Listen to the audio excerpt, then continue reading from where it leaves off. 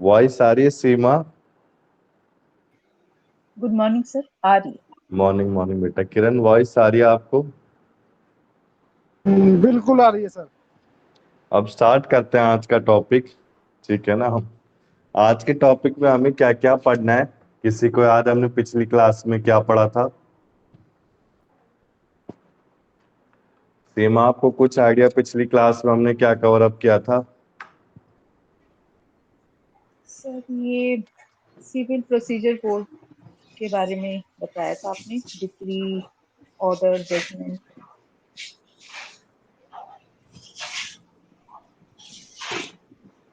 वही स्टार्ट करेंगे आज हम। सिविल प्रोसीजर कोड से पहले हमने कितनी बुकें कंप्लीट कर ली हैं, आपको कुछ आइडिया हो सीमा? सर एक तो वो कॉन्ट्रैक्ट, टू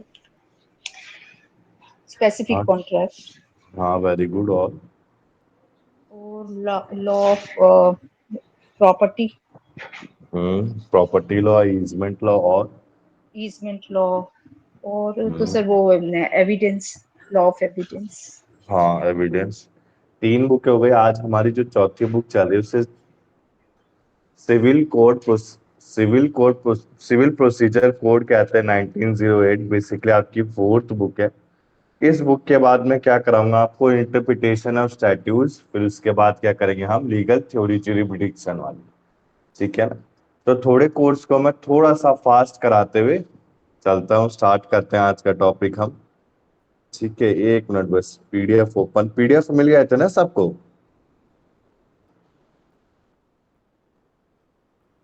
आपको मिल गया था सीमा सर वो पीडीएफ? सर वो हाँ, एमसीक्यूज के सारे पीडीएफ भेजे आपने, सारे सारे सब्जेक्ट? अभी नहीं भेजे बेटा मैंने एमसीक्यू वाले। ठीक है, फिर तो एमसीक्यू मिल के गए। सेलेक्टेड सेलेक्टेड भेजा हूं ना। हाँ उससे जी, होगा ठीक है क्या, सर। दिक्कत भी नहीं होगी आपको। हाँ जी, हाँ जी, ठीक है सर, लेकिन भेज दीजिएगा सारे हाँ बिल्कुल बिल्कुल। एमसीक्यूज। वो हाँ जो जी, क्वेश्चन बैंक था ना कुमार का, वो कह रहे हैं आप? हाँ जी, हाँ जी, बिल्कुल। ठीक है, मैं भेज दूंगा। देखो, आज आज का जो टॉपिक है आपका, सिविल प्रोसीजर कोड 1908। बेसिकली एक बात को समझना, हमने जो पुरानी दो बुकें की हैं, पुरानी दो बुकें कौन सी की थी हमने? एक तो प्रॉपर्टी लॉ ऑफ एविडेंस। इससे क्या आएगा, आपका ज्यादातर इंपॉर्टेंट सेक्शन ही पूछे जाए। बार बार जो रिपीट जो आप पेपर प्रोवाइड किए गए हैं मुझे, ठीक है ना, उसमें मैंने यही नोटिस किया है कि जो सेक्शन है उसके बारे में ज्यादा पूछा जा रहा है कि कौन सा सेक्शन किससे डील करता है। जैसे आपका सेक्शन 126 है प्रॉपर्टी लॉ का, वो ऑनरस गिफ्ट से डील करता है। तो ऑनरस गिफ्ट के क्वेश्चन ज्यादा पूछे गए हैं। यहाँ तक क्लियर? तो मैं ईजमेंट जो sorry evidence, law of evidence और प्रॉपर्टी लॉ के आज इंपॉर्टेंट क्वेश्चन प्रोवाइड कर दूंगा। उसके पहुंचे थे आपके पास स्पेसिफिक, ये स्पेसिफिक कॉन्ट्रैक्ट के? सर हाँ बेटा, चेक करना स्पेसिफिक। पड़ेगा। बस चेक कर लेना, अगर नहीं पहुंचेंगे तो मैं हाँ आज जी, एक साथ तीनों प्रोवाइड कर दूंगा। ठीक ठीक है है ना? सर। अब देखो, सिविल प्रोसीजर कोड 1908 सीपीसी कहा जाता है। ये जो सिविल प्रोसीजर कोड है, दो बेस पे भेजा है, एक सिविल और एक क्रिमिनल। क्रिमिनल भी आपको सेकंड ईयर में पढ़ना है और सिविल भी आपको सेकंड ईयर में पढ़ना है। जो फर्स्ट ईयर में था वो आपका आईपीसी था, Indian panel code. Indian panel code में आपने क्या प्लान किए थे? इंडियन पैनल कोड में आपने मतलब एक तरह से उसकी पेनल्टीज के बारे में पढ़ा था। यहाँ तक क्लियर है? अच्छा, जब हमने फर्स्ट ईयर में पेपर दिया था सीमा, तो उसमें इंडियन आईपीसी में क्या आया था, सेक्शन पूछे गए थे या फिर थ्योरी पूछी गई थी आपसे ज्यादा? सर वो पैटर्न तो ऑलमोस्ट सब पेपर्स में एक जैसा ही था, और हम्म। एमसीक्यूज ही थे। हाँ, तो आपके और टोटल सेक्शंस परसेंटेज कितने आए थे, टोटल एग्रीगेट? 77 सर। 77 थे। अच्छे हैं, बढ़िया। मतलब हर पेपर में कितने बढ़िया थे। मार्क्स अब वो थे, मतलब 80 में से कितने कितने आ रहे थे सब में? सर आईपीसी में कम आए थे, बाकी अब ध्यान नहीं है सर। कोई नहीं। अब की इस बार भी अच्छे लाने हैं हमें। ठीक है ना? इस बार कठिन भी होगा आपका पेपर थोड़ा सा। हाँ अब जी, देखो, सिविल प्रोसीजर कोड में आपका बेसिकली 1908 में सीपीसी के बारे में हमने पढ़ना है। आज क्या पढ़ना है देखो आप। सीपीसी आपका कंसोलिडेट और अमेंड करता है लॉ, किसके लिए? कोर्ट ऑफ सिविल ज्यूरिडिक्शन और सिविल सूट्स के लिए। अभी सिविल सूट और क्रिमिनल सूट होता क्या है? सिविल सूट में बेसिकली आपका क्या क्या आता है, आपको कुछ आइडिया उसी में? सिविल सूट और क्रिमिनल सूट्स में क्या फर्क होता है? सिविल सूट में प्लेंट जाता है पहले सब। हाँ, वेरी गुड। मतलब किस तरह के मैटर्स आते हैं सिविल सूट्स हाँ में? जी, वो सिविल मैटर्स आते हैं सर, जैसे प्रॉपर्टी का एग्जाम्पल? हो गया। हाँ, प्रॉपर्टी, प्रॉपर्टी का। डाउरी, डाउरी भी आता हाँ है। जी। हाँ जी। कॉमन फाइट का हो गया, ठीक है। कोई हाँ जी। थेफ्ट का हो गया। क्रिमिनल में क्या ओके। आता है? मर्डर का आता है, किसी का क्राइम किया है किसी के साथ, ठीक है ना, हाँ सारे जी। क्रिमिनल में आते हैं। तो yes. Basically civil procedure code में देखो आप 158 सेक्शन है, 1 शेड्यूल है, 51 ऑर्डर्स है, ठीक है। जो फर्स्ट पार्ट कवर करता है वो आपका 158 सेक्शन, सेकंड पार्ट कवर करता है 51 ऑर्डर्स, जिनको सेवरल रूल से कंटेन किया जाता है। अब बेसिकली इसमें दो तरह के रोल होते हैं, एक सब्सटेंटिव सब्सटेंटिव लॉ और एक होता है, और एक आपका प्रोसीजरल लॉ होता है। सब्सटेंटिव लॉ कौन से होते हैं? आपके जो पार्लियामेंट से अमेंड किए जाते हैं, यानी कि पार्लियामेंट से बने होते हैं। जैसे आपका प्रेमेबल, हमने कॉन्स्टिट्यूशन लॉ में पढ़ा था प्रेमेबल। प्रेमेबल आपका क्या था? जो सब्सटेंटिव लॉ होता है, यानी कि पार्लियामेंट से मेड था। कोई भी लॉ आपका मेकिंग होता है सबसे पहले पार्लियामेंट के पास जाता है, पार्लियामेंट के बाद वो किसके पास जाता है? हाई कोर्ट के पास जाता है। इसके बाद देखो सेकंड पॉइंट में आता है procedure law. Procedure law basically आपका हाई कोर्ट के लिए होता है। यहां तक क्लियर? अब इसमें देखो हमने क्या क्या पढ़ा था, डिग्री, ऑर्डर, जजमेंट। आज कोशिश करेंगे कि काफी हद तक कर ले, क्योंकि बेसिकली मेरे पास इसके दो पीडीएफ हैं सिविल प्रोसीजर कोड के। एक एक ये है, ये तो मैं आज ही क्लास में कंप्लीट करा दूंगा, और एक दूसरा है जो दूसरी क्लास में कंप्लीट करके पूरा सिविल प्रोसीजर कोड इस 4th महीने, यानी कि अप्रैल के महीने में हम कंप्लीट कर देंगे। फिर उसके बाद मई के महीने में 5th बुक ओपन करेंगे, क्योंकि मैंने एक एक महीने का टारगेट लिया हर बुक के लिए। फर्स्ट देखो आपका डिग्री आता है। डिग्री हमने पढ़ा था, डिग्री क्या होता है? Formal expression of adjudication which conclusively determine the right of party with regard to any matter in the controversy। Degree का बेसिकली मतलब क्या होता है? Formal expression. किसका फॉर्मल एक्सप्रेशन? एडजुडिकेशन का, जो डिटरमाइन करेगा राइट ऑफ पार्टीज को। अब इस डिग्री में क्या क्या इंक्लूड नहीं होता है? सबसे पहले जो आपका ऑर्डर लाई हो रखा है, अप्लाई हमने पहले से कर रखा है। दूसरा, कोई डिफॉल्ट आ गया। यहां तक क्लियर है? डाउट है आपको सीमा इसमें? पिछली क्लास में हमने कवर भी किया था इसे। No sir. अब इसके बाद देखो एसेंशियल हमने पढ़े थे। एसेंशियल में हमने क्या क्या पढ़ा था? एसेंशियल में बेसिकली देयर मस्ट बी, ये आपके पास पीडीएफ है ना? ये पहुंच चुका था ना वाला पीडीएफ? यस सर, ये पहुंच गया था। ठीक है। There must be formal expression of adjudication. एक फॉर्मल एक्सप्रेशन होगा एडजुडिकेशन। एडजुडिकेशन कहने का मतलब है जो कोर्ट की प्रोसेसिंग, कोर्ट की प्रोसेसिंग कहने का मतलब है आपका कोर्ट केस चल रहा है, सूट चल रहा है, उसी में जो एक्सप्रेशन, यानी कि at the time of, Mickey voice आ रही है आपको? जी गुड मॉर्निंग। मॉर्निंग बेटा। क्लास नहीं लेता, अटेंड नहीं करता आप, दिक्कत नहीं होगी आपको? एक भी क्लास नहीं ले रहे आप? मैंने जो पिछला ज्वाइन करने की कोशिश तो किया था लेकिन हो नहीं पाया था कनेक्शन इश्यूज पे, फिर समझो मैंने हट बेटा, ही गया। समझो बेटा, ये जो ये ले नहीं रहे ना प्रेम भगवती जो पहले लेते थे, ये जो ले नहीं रहे, कि बैक बहुत आएगी बेटा। ये पेपर इजी नहीं है, ट्रस्ट मी। मैंने हाँ देखे मैं हैं तो ना इनके डेली पेपर। डेली मैं तो प्रैक्टिस करता हूँ रिगार्डलेस कोई प्रैक्टिस क्लास मिले ना प्रैक्टिस से मिले। भी नहीं हो पाया बेटा, इनमें इंपॉर्टेंट सेक्शन सब कुछ पता होना चाहिए। थोड़ा हाँ मैं सीरियस रहो। जेआरएफ से ही कर रहा हूँ। मनीष भी क्लास नहीं ले रहा। मनीष को नोटिस कर रहा हूँ, एक क्लास लेता है, एक क्लास छोड़ देता है। मैं बात करता हूँ जरा फिर दोनों।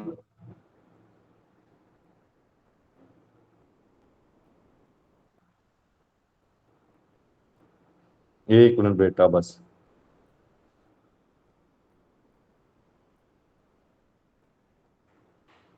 एक मिनट बेटा बस, एक मैसेज थोड़ा सा। अच्छा ये बताओ, क्या पिछली क्लास में कुछ याद है आपको? हमने क्या क्या कवर किया था? है मिकी, आपको कुछ आइडिया है पिछली क्लास में क्या क्या कवर किया था हमने? नहीं मैं पिछले में एबसेंट था, ज्वाइन मैंने करने की कोशिश तो की थी बस। हम्म।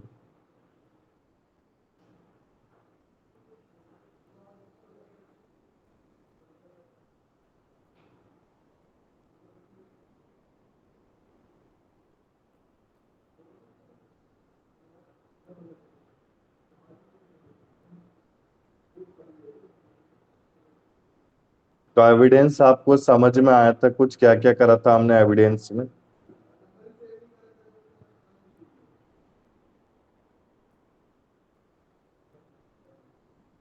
ये टाइप्स ऑफ एविडेंस की बात कर रहे हैं। हाँ जी बेटा, टाइप ऑफ एविडेंस हमने लॉ ऑफ हाँ एविडेंस वही में करा। सर्कमस्टेंशियल, प्राइमरी, फिर से हाँ रियल वगैरह ये।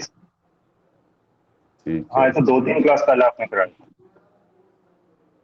आपका बेटा मुझे है ना सेकंड ईयर का जो था, ये सेकंड ईयर के पेपर मिल नहीं रहे यार। मैंने बहुत कोशिश की है, कल भी परसों भी, मुझे सच में ऑनेस्टली नहीं मिल रहे। मैं उसके सिमिलर दिखा दूंगा आपको, सेकंड ईयर के, थर्ड ईयर के मुझे मिल गए, फर्स्ट ईयर के मिल गए। चलो कोई नहीं, देखो देखना है एक बार बेटा आप में क्या क्या पढ़ना है। सिविल प्रोसीजर कोड 1908, बेसिकली आप इसमें क्या क्या पढ़ेंगे, कितने तरह की अपील्स होती हैं, what are the types of appeals, ठीक है ना। सेट ऑफ काउंटर क्लेम क्या होता है, सेट ऑफ काउंटर क्लेम के बाद रेस जुडिकाटा क्या होता है, रेस सब्सिडाइज क्या होता है, ठीक है ना, रिजॉइंडर, रिप्लिकेशन, ये सारी चीजें आज में हम कवर करनी, ठीक है ना।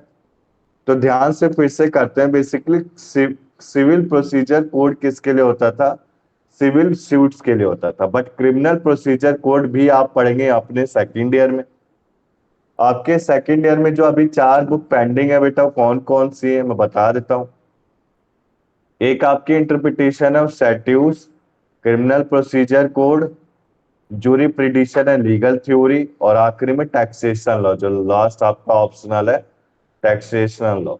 तो आप मान के चलिए कि 1 महीने का टारगेट ले रहा हूँ। कोर्स भी लेंथी है आपका सेकंड ईयर में, और डिफिकल्ट भी है, इसमें ज्यादा बैक आती है। सेकंड ईयर के बाद तो थर्ड ईयर और थोड़ा डिफिकल्ट है, उसमें ज्यादा और बैक आती है। मैंने आपको फर्स्ट ईयर में बोला था, मैंने पूरा सिलेबस देखा था first second year third year का, तभी मैं फर्स्ट ईयर से बोलता था कि पढ़ाई कर लो आराम से। फर्स्ट ईयर में जितने अच्छे परसेंटेज आएंगे उतना सही रहेगा सेकंड और थर्ड ईयर में।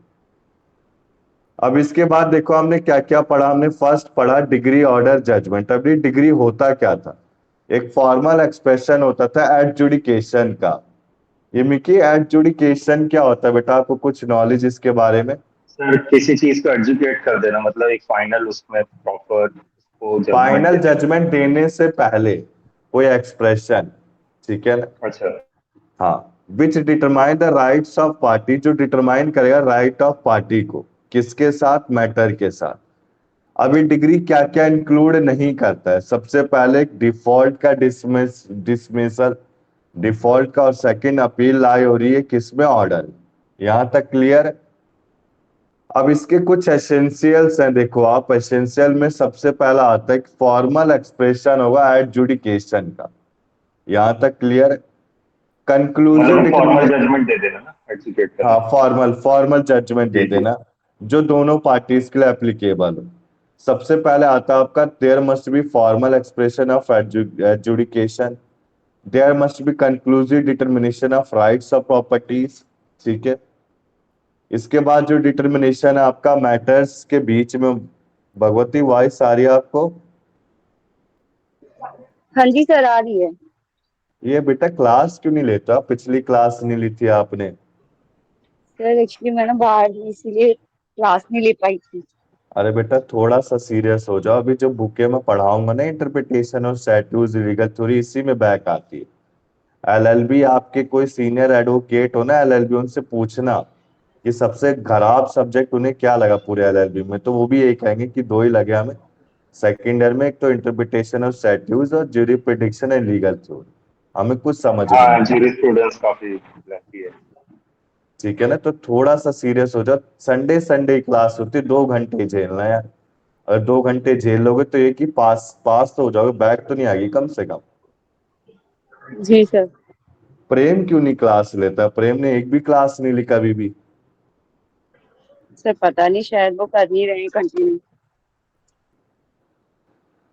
देखो आप एसेंशियल ऑफ डिग्री में सबसे पहले आता है फॉर्मल एक्सप्रेशन ऑफ एडजुडिकेशन। फिर इसके बाद देखो सब दूसरा पॉइंट आता है कंक्लूसिव डिटर्मिनेशन होने चाहिए राइट्स ऑफ पार्टीज का। डिग्री कहने का मतलब क्या, हमने इसे स्पेसिफिक रिलीफ एक्ट में पढ़ा ही था बेटा, डिग्री इंजेक्शन ये सारी चीजें कवर अप की थी। डिग्री क्या होता है, फॉर्मल जजमेंट होता है, किसके थ्रू, जस्टिस के थ्रू। जस्टिस कौन, जो जो आपका कोर्ट में बैठता है, जो जस्टिस या एक कोई भी जजमेंट है। कॉम्पिटेंट है। हाँ, जो जस्टिस एक राइट एक वो एक जजमेंट प्रोवाइड करेगा उसे डिग्री बोला जाता है। अब ये जो एडजुडिकेशन है वो किसके लिए होना चाहिए, सूट के लिए होना चाहिए। इसके बाद देखो मैंने पिछली क्लास में कवर अप किए थे सारे, फिर से करा देता हूँ क्योंकि कुछ बच्चे नए हैं, अभी 2 बच्चे। अब देखो प्लेस ऑफ फाइलिंग सूट, ये आपके पास पहुंच गया होगा मिक्की देव भगवती, ये पीडीएफ, ठीक है ना, सिविल प्रोसीजर कोड का।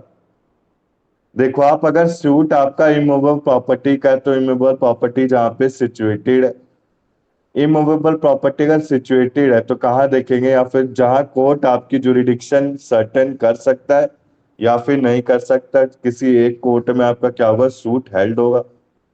इसके बाद थर्ड पॉइंट कह रहा है suit relating to wrong done to any person और मूवेबल प्रॉपर्टी, जहां पे कुछ गलत हो रहा है, ठीक है ना, जहां पे आपका कुछ गलत हो रहा है या फिर कोई डिफेंडेंट रिसाइड कर रहा है, बिजनेस कर रहा है या फिर वर्क फॉर गेन कर रहा है, तो उसमें भी क्या होगा, आपका सूट हेल्ड होगा। Suit relating to other cases और अदर सूट्स, जहां पे डिफेंडेंट रिसाइड कर रहा है, कॉज ऑफ एक्शन अराइज हुआ, मतलब मेरे को सूट हेल्ड करना है और डिफेंडेंट डिफेंडेंट मेरे सामने है, मतलब डिफेंडेंट एक पार्टी है जिसने कोई क्राइम किया है मेरे साथ, कोई ऑफेंस किया है, तो मैं तब क्या करूंगा, सूट हेल्ड करूंगा। या फिर कोई कॉज ऑफ एक्शन मेरे ऊपर अराइज हो। इसके बाद लास्ट पॉइंट आता है suit relating to body corporate and companies. अभी बॉडी कॉर्पोरेट एंड कंपनीज का सूट कहाँ पे होगा, जहां पे उसका principal register of it situated होगा या फिर कॉज ऑफ एक्शन अराइज हो। ये इंपॉर्टेंट है, आ गया समझ में, या आपका एमसीक्यू में बन सकता है क्वेश्चन इसका। ठीक है सीमा, क्लियर हुआ ये चीज, पिछली क्लास में भी क्या था हमने। Yes sir. अब देखो आप, अब इसके बाद आता है आपका, इसको एक बार पढ़ लेना आप।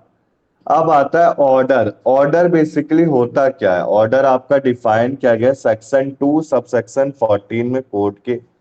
ऑर्डर क्या है, एक सिविल और जैसे ऑर्डर ऑर्डर नहीं होता, जैसे आप देखते होंगे आप किसी सिविल कोर्ट में गए होंगे तो नॉइसेंस क्रिएट होता है, नॉइसेंस को रिमूव करने के लिए कोर्ट क्या बोलता है, कोर्ट का जो जस्टिस होता है होता है ऑर्डर, ऑर्डर यानी कि शांत हो जाओ, तो ऑर्डर वही बात है, ठीक है ना। बेसिकली एक formal expression of any decision of civil court which is not a decree, जो आपकी जजमेंट नहीं होगी बट एक ऑर्डर होगा। Generally no appeal lies from order unless it is provided in the law. कहने का मतलब है जब आपका एक बार ऑर्डर दे दिया गया, मतलब एक बार हैमर से उसने बिड कर दिया जस्टिस ने, तो आप कोई अपील तब तक नहीं कर सकते, ठीक है ना, जब तक जस्टिस कुछ बोलेगा नहीं, मतलब कुछ रिएक्ट नहीं करेगा। यहां तक क्लियर।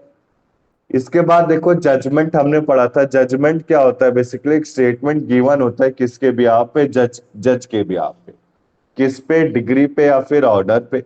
अब ये जजमेंट क्या होता है, ग्राउंड्स और रीजन पे डिसाइड किया जाता है। Degree operative part, degree degree यानी कि सबसे पहले ध्यान से समझेंगे, पहले आता है आपका जजमेंट, जजमेंट के बाद क्या आता है आपका, डिग्री आता है। तो decree is the operative part of judgment, ठीक है ना। डिग्री के बाद क्या आएगा आपका, जजमेंट आएगा। So the judgment is always followed by the decree. क्या बेटा कोई बोल रहा था कुछ।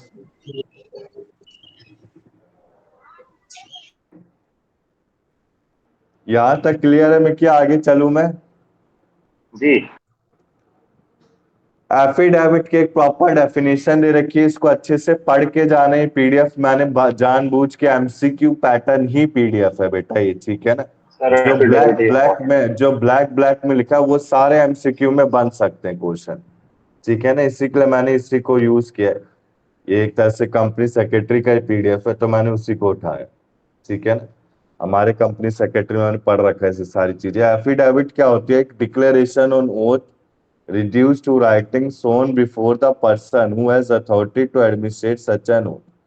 अब ये एफिडेविट किसके लिए होता है मिकी? जैसे फर्स्ट पर्सन एफिडेविट किस किस के बीच में होता है? क्या विटनेस चाहिए होता है इसमें? आपको कुछ आइडिया? पिछली क्लास में तो खैर सीमा देवेंद्र ने पढ़ लिया था ये।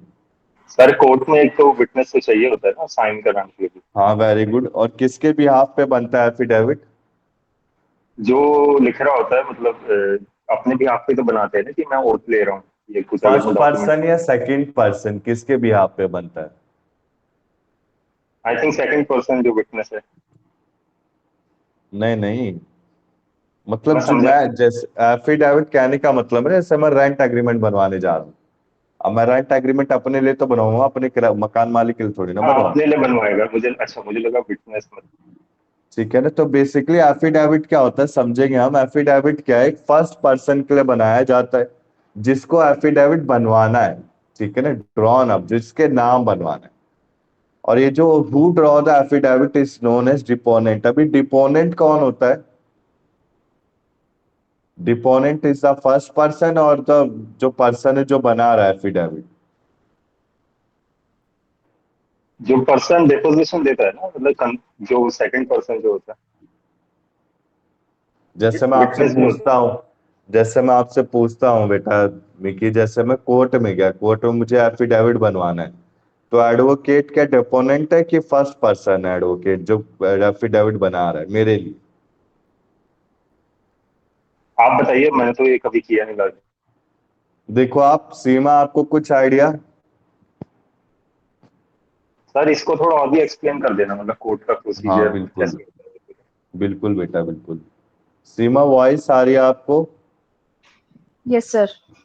तो जैसे मैं कोर्ट में गया, कोर्ट में एडवोकेट को मैंने सर्च किया, मैंने एडवोकेट से कहा सर मेरे को जरूरी है थोड़ा एफिडेविट बनवा दो मेरे नाम। तो जो एफिडेविट एडवोकेट बना रहा है, एडवोकेट डिपोनेंट है कि मैं डिपोनेंट हूँ? आप ही हो सर। हाँ वेरी गुड। और फर्स्ट पर्सन ये कौन है आपके बेटा? बिहाफ पे बनाएंगे ना। हाँ हाँ जी। वेरी गुड, करेक्ट एकदम। देखना बेटा मिकी, हम जब एफिडेविट बनता है ना बेटा, तो उसमें क्या होता है?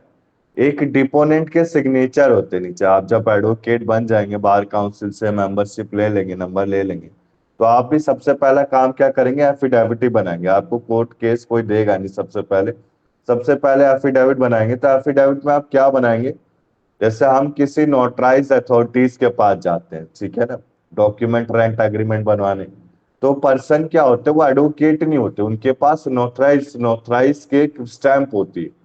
अब वो क्या करते हैं? हमारा स्टैंप पेपर बनाया उन्होंने, एफिडेविट बनाया, 10 रुपए का बनाया, ठीक है ना, उस पे नोटराइज करते। जो नोटराइज करते वो किसकी होती है? कोर्ट की होती है। उन्हें कुछ फीस पे करनी होती है कोर्ट को। क्लियर? अभी जो नोटराइजेशन होती है किसके वो बिहाफ पे अच्छा बनती है? एक जो मिनट, वो कोर्ट के बिहाफ पे ऑथराइज करते हैं ना जो पर्सन जो हाँ उधर होते हैं। ठीक है। हाँ वेरी गुड। ठीक है ना? इसे नोटरी कहते हैं, नहीं मैं पूछ नोटरी। रहा हूँ। नोटरी कराना, डॉक्यूमेंट की नोटराइज कराया तुमने क्या? ऐसे बोलते नहीं लोग कि नोटराइज किया है क्या? हम उसी पेपर को लीगल मांगेंगे जो नोटराइज होगा। यह एफिडेविट इंपॉर्टेंट टॉपिक है, इसलिए मैं थोड़ा टाइम कंज्यूम कर रहा हूं मैं। इसका रीजन क्या है? देखो एफिडेविट जब हम बनवाते हैं तो आप एफिडेविट को हमें नोटराइज करना होता है। अब नोटराइज का मतलब क्या होता है? एफिडेविट के ऊपर एक नोटरी का स्टैंप मारना और सिग्नेचर करना। अब सिग्नेचर कौन करेगा? जो आपकी एफिडेविट बना रहे। क्लियर है यहां तक? ठीक है। और नोटराइज, भगवती आपको कोई डाउट है क्या?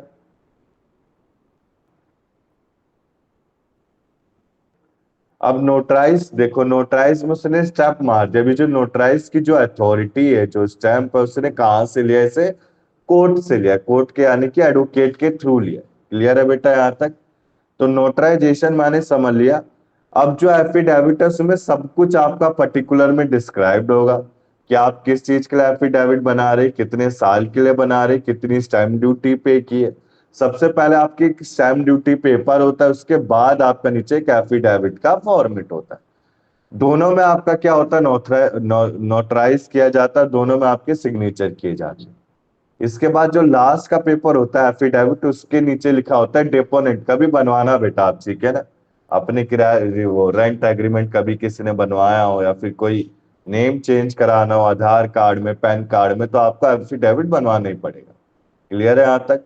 और ये एफिडेविट जरूरी नहीं कि मैं एडवोकेट के पास ही जाके बनवाऊं, मैं किसी डॉक्यूमेंटेशन वाले के पास भी जाके बनवा सकते हो। जो डॉक्यूमेंट शॉप्स नहीं होती जो आपकी रेंट एग्रीमेंट बनाती हैं और एफिडेविट, वो भी बना देती है आराम से। तो बेसिकली आप जब सिग्नेचर करेंगे मिक्की, तो उसके नीचे लिखा होता है डेपोनेंट। अभी डेपोनेंट कौन होता है? मैं होता हूँ जिसके बिहाफ पे एफिडेविट बन रहा है, जिसको फर्स्ट पर्सन भी बोला जाता है या फिर डेपोनेंट भी बोला जाता है। साइन के साथ क्या करता हूँ मैं? डेट भी लिखता हूँ, ठीक है ना। डेट लिखना जरूरी होता है। कई कई जगह और क्या जो होता उसको है, ऑथराइज कर रहा होता है? जो ऑथराइज कर रहा है वो एफिडेविट बनवा रहा है, उसको ऑथराइज को कुछ नहीं बोलते, ठीक है ना। अच्छा। ठीक है ना, यहाँ तक क्लियर? इसमें कोई फॉल्स आपके फॉल्स फॉल्स वो इंफॉर्मेशन नहीं होनी चाहिए। कहते हैं देखो, जब आपका एफिडेविट बनवाया जाता है तो सारे एड्रेस को एकदम क्लियर बनवाना चाहिए। सपोज मैंने स्टैम्प ड्यूटी बेसिकली ऐसे 200 रुपीज लगती है, अभी नॉर्मल चार्ज आपको बताऊंगा। जैसे मैं एक एग्जांपल लिखता हूँ, मेरे को अपने बिजली का बिल है, बिजली के बिल का एड्रेस बदलवाना है, ठीक है ना। तो मैं डिपार्टमेंट में गया, वो साफ साफ बोलेंगे सर आप स्टैम्प ड्यूटी ड्यूटी में एफिडेविट बनवा के ले आइए। अब मैं स्टैम्प ड्यूटी नोटराइजेशन के पास गया, डॉक्यूमेंटेशन वाले के पास, वो मुझसे क्या कहेगा कि भैया आंख खोल के अच्छे से देख लो अपना एड्रेस, अगर कुछ भी गलती हुई तो आपको दोबारा से बनवाना पड़ेगा स्टैम्प ड्यूटी। तो मैं कहूँगा ठीक है भैया। तो यही कहने का, जो आंख खोल के साफ देखने का मतलब क्या होता है कि आपका जो affidavit it must be clear, it must not contain any false information. यहाँ तक क्लियर है ना मिकी? आपको कोई डाउट है इसमें? अब क्लियर। आ गया ना समझ में? ये होता है बेटा रियल लाइफ में, ये देवेंद्र इन्होंने बनवाया होगा, सबने बनवाया होगा हाँ, अपने तभी यहाँ। मैंने पूछा था एफिडेविट का थोड़ा। ठीक है ना। और ये बेसिकली सॉन होता है dependent in the presence of oath commissioner notary public magistrate. मैंने आपको बताया कि एक कोर्ट के बिहाफ पे इन्होंने ऑथराइजेशन ले रखी होती है, कोर्ट को ही फीस पे करते हैं। मैंने पिछली क्लास में पूछा तो देवेंद्र ने आंसर किया था, हाँ सर फीस पे करते हैं। मैंने कहा वेरी गुड, सच में फीस पे करते हैं। कोई कोर्ट अपनी पावर एंड ऑथराइजेशन किसी भी डॉक्यूमेंटेशन वाले को नहीं दे सकता। और ये कोर्ट नहीं देता है, एक एडवोकेट देता है, ठीक है ना। सारा काम किसका होता है? एडवोकेट का होता है। यहां तक क्लियर है आपको?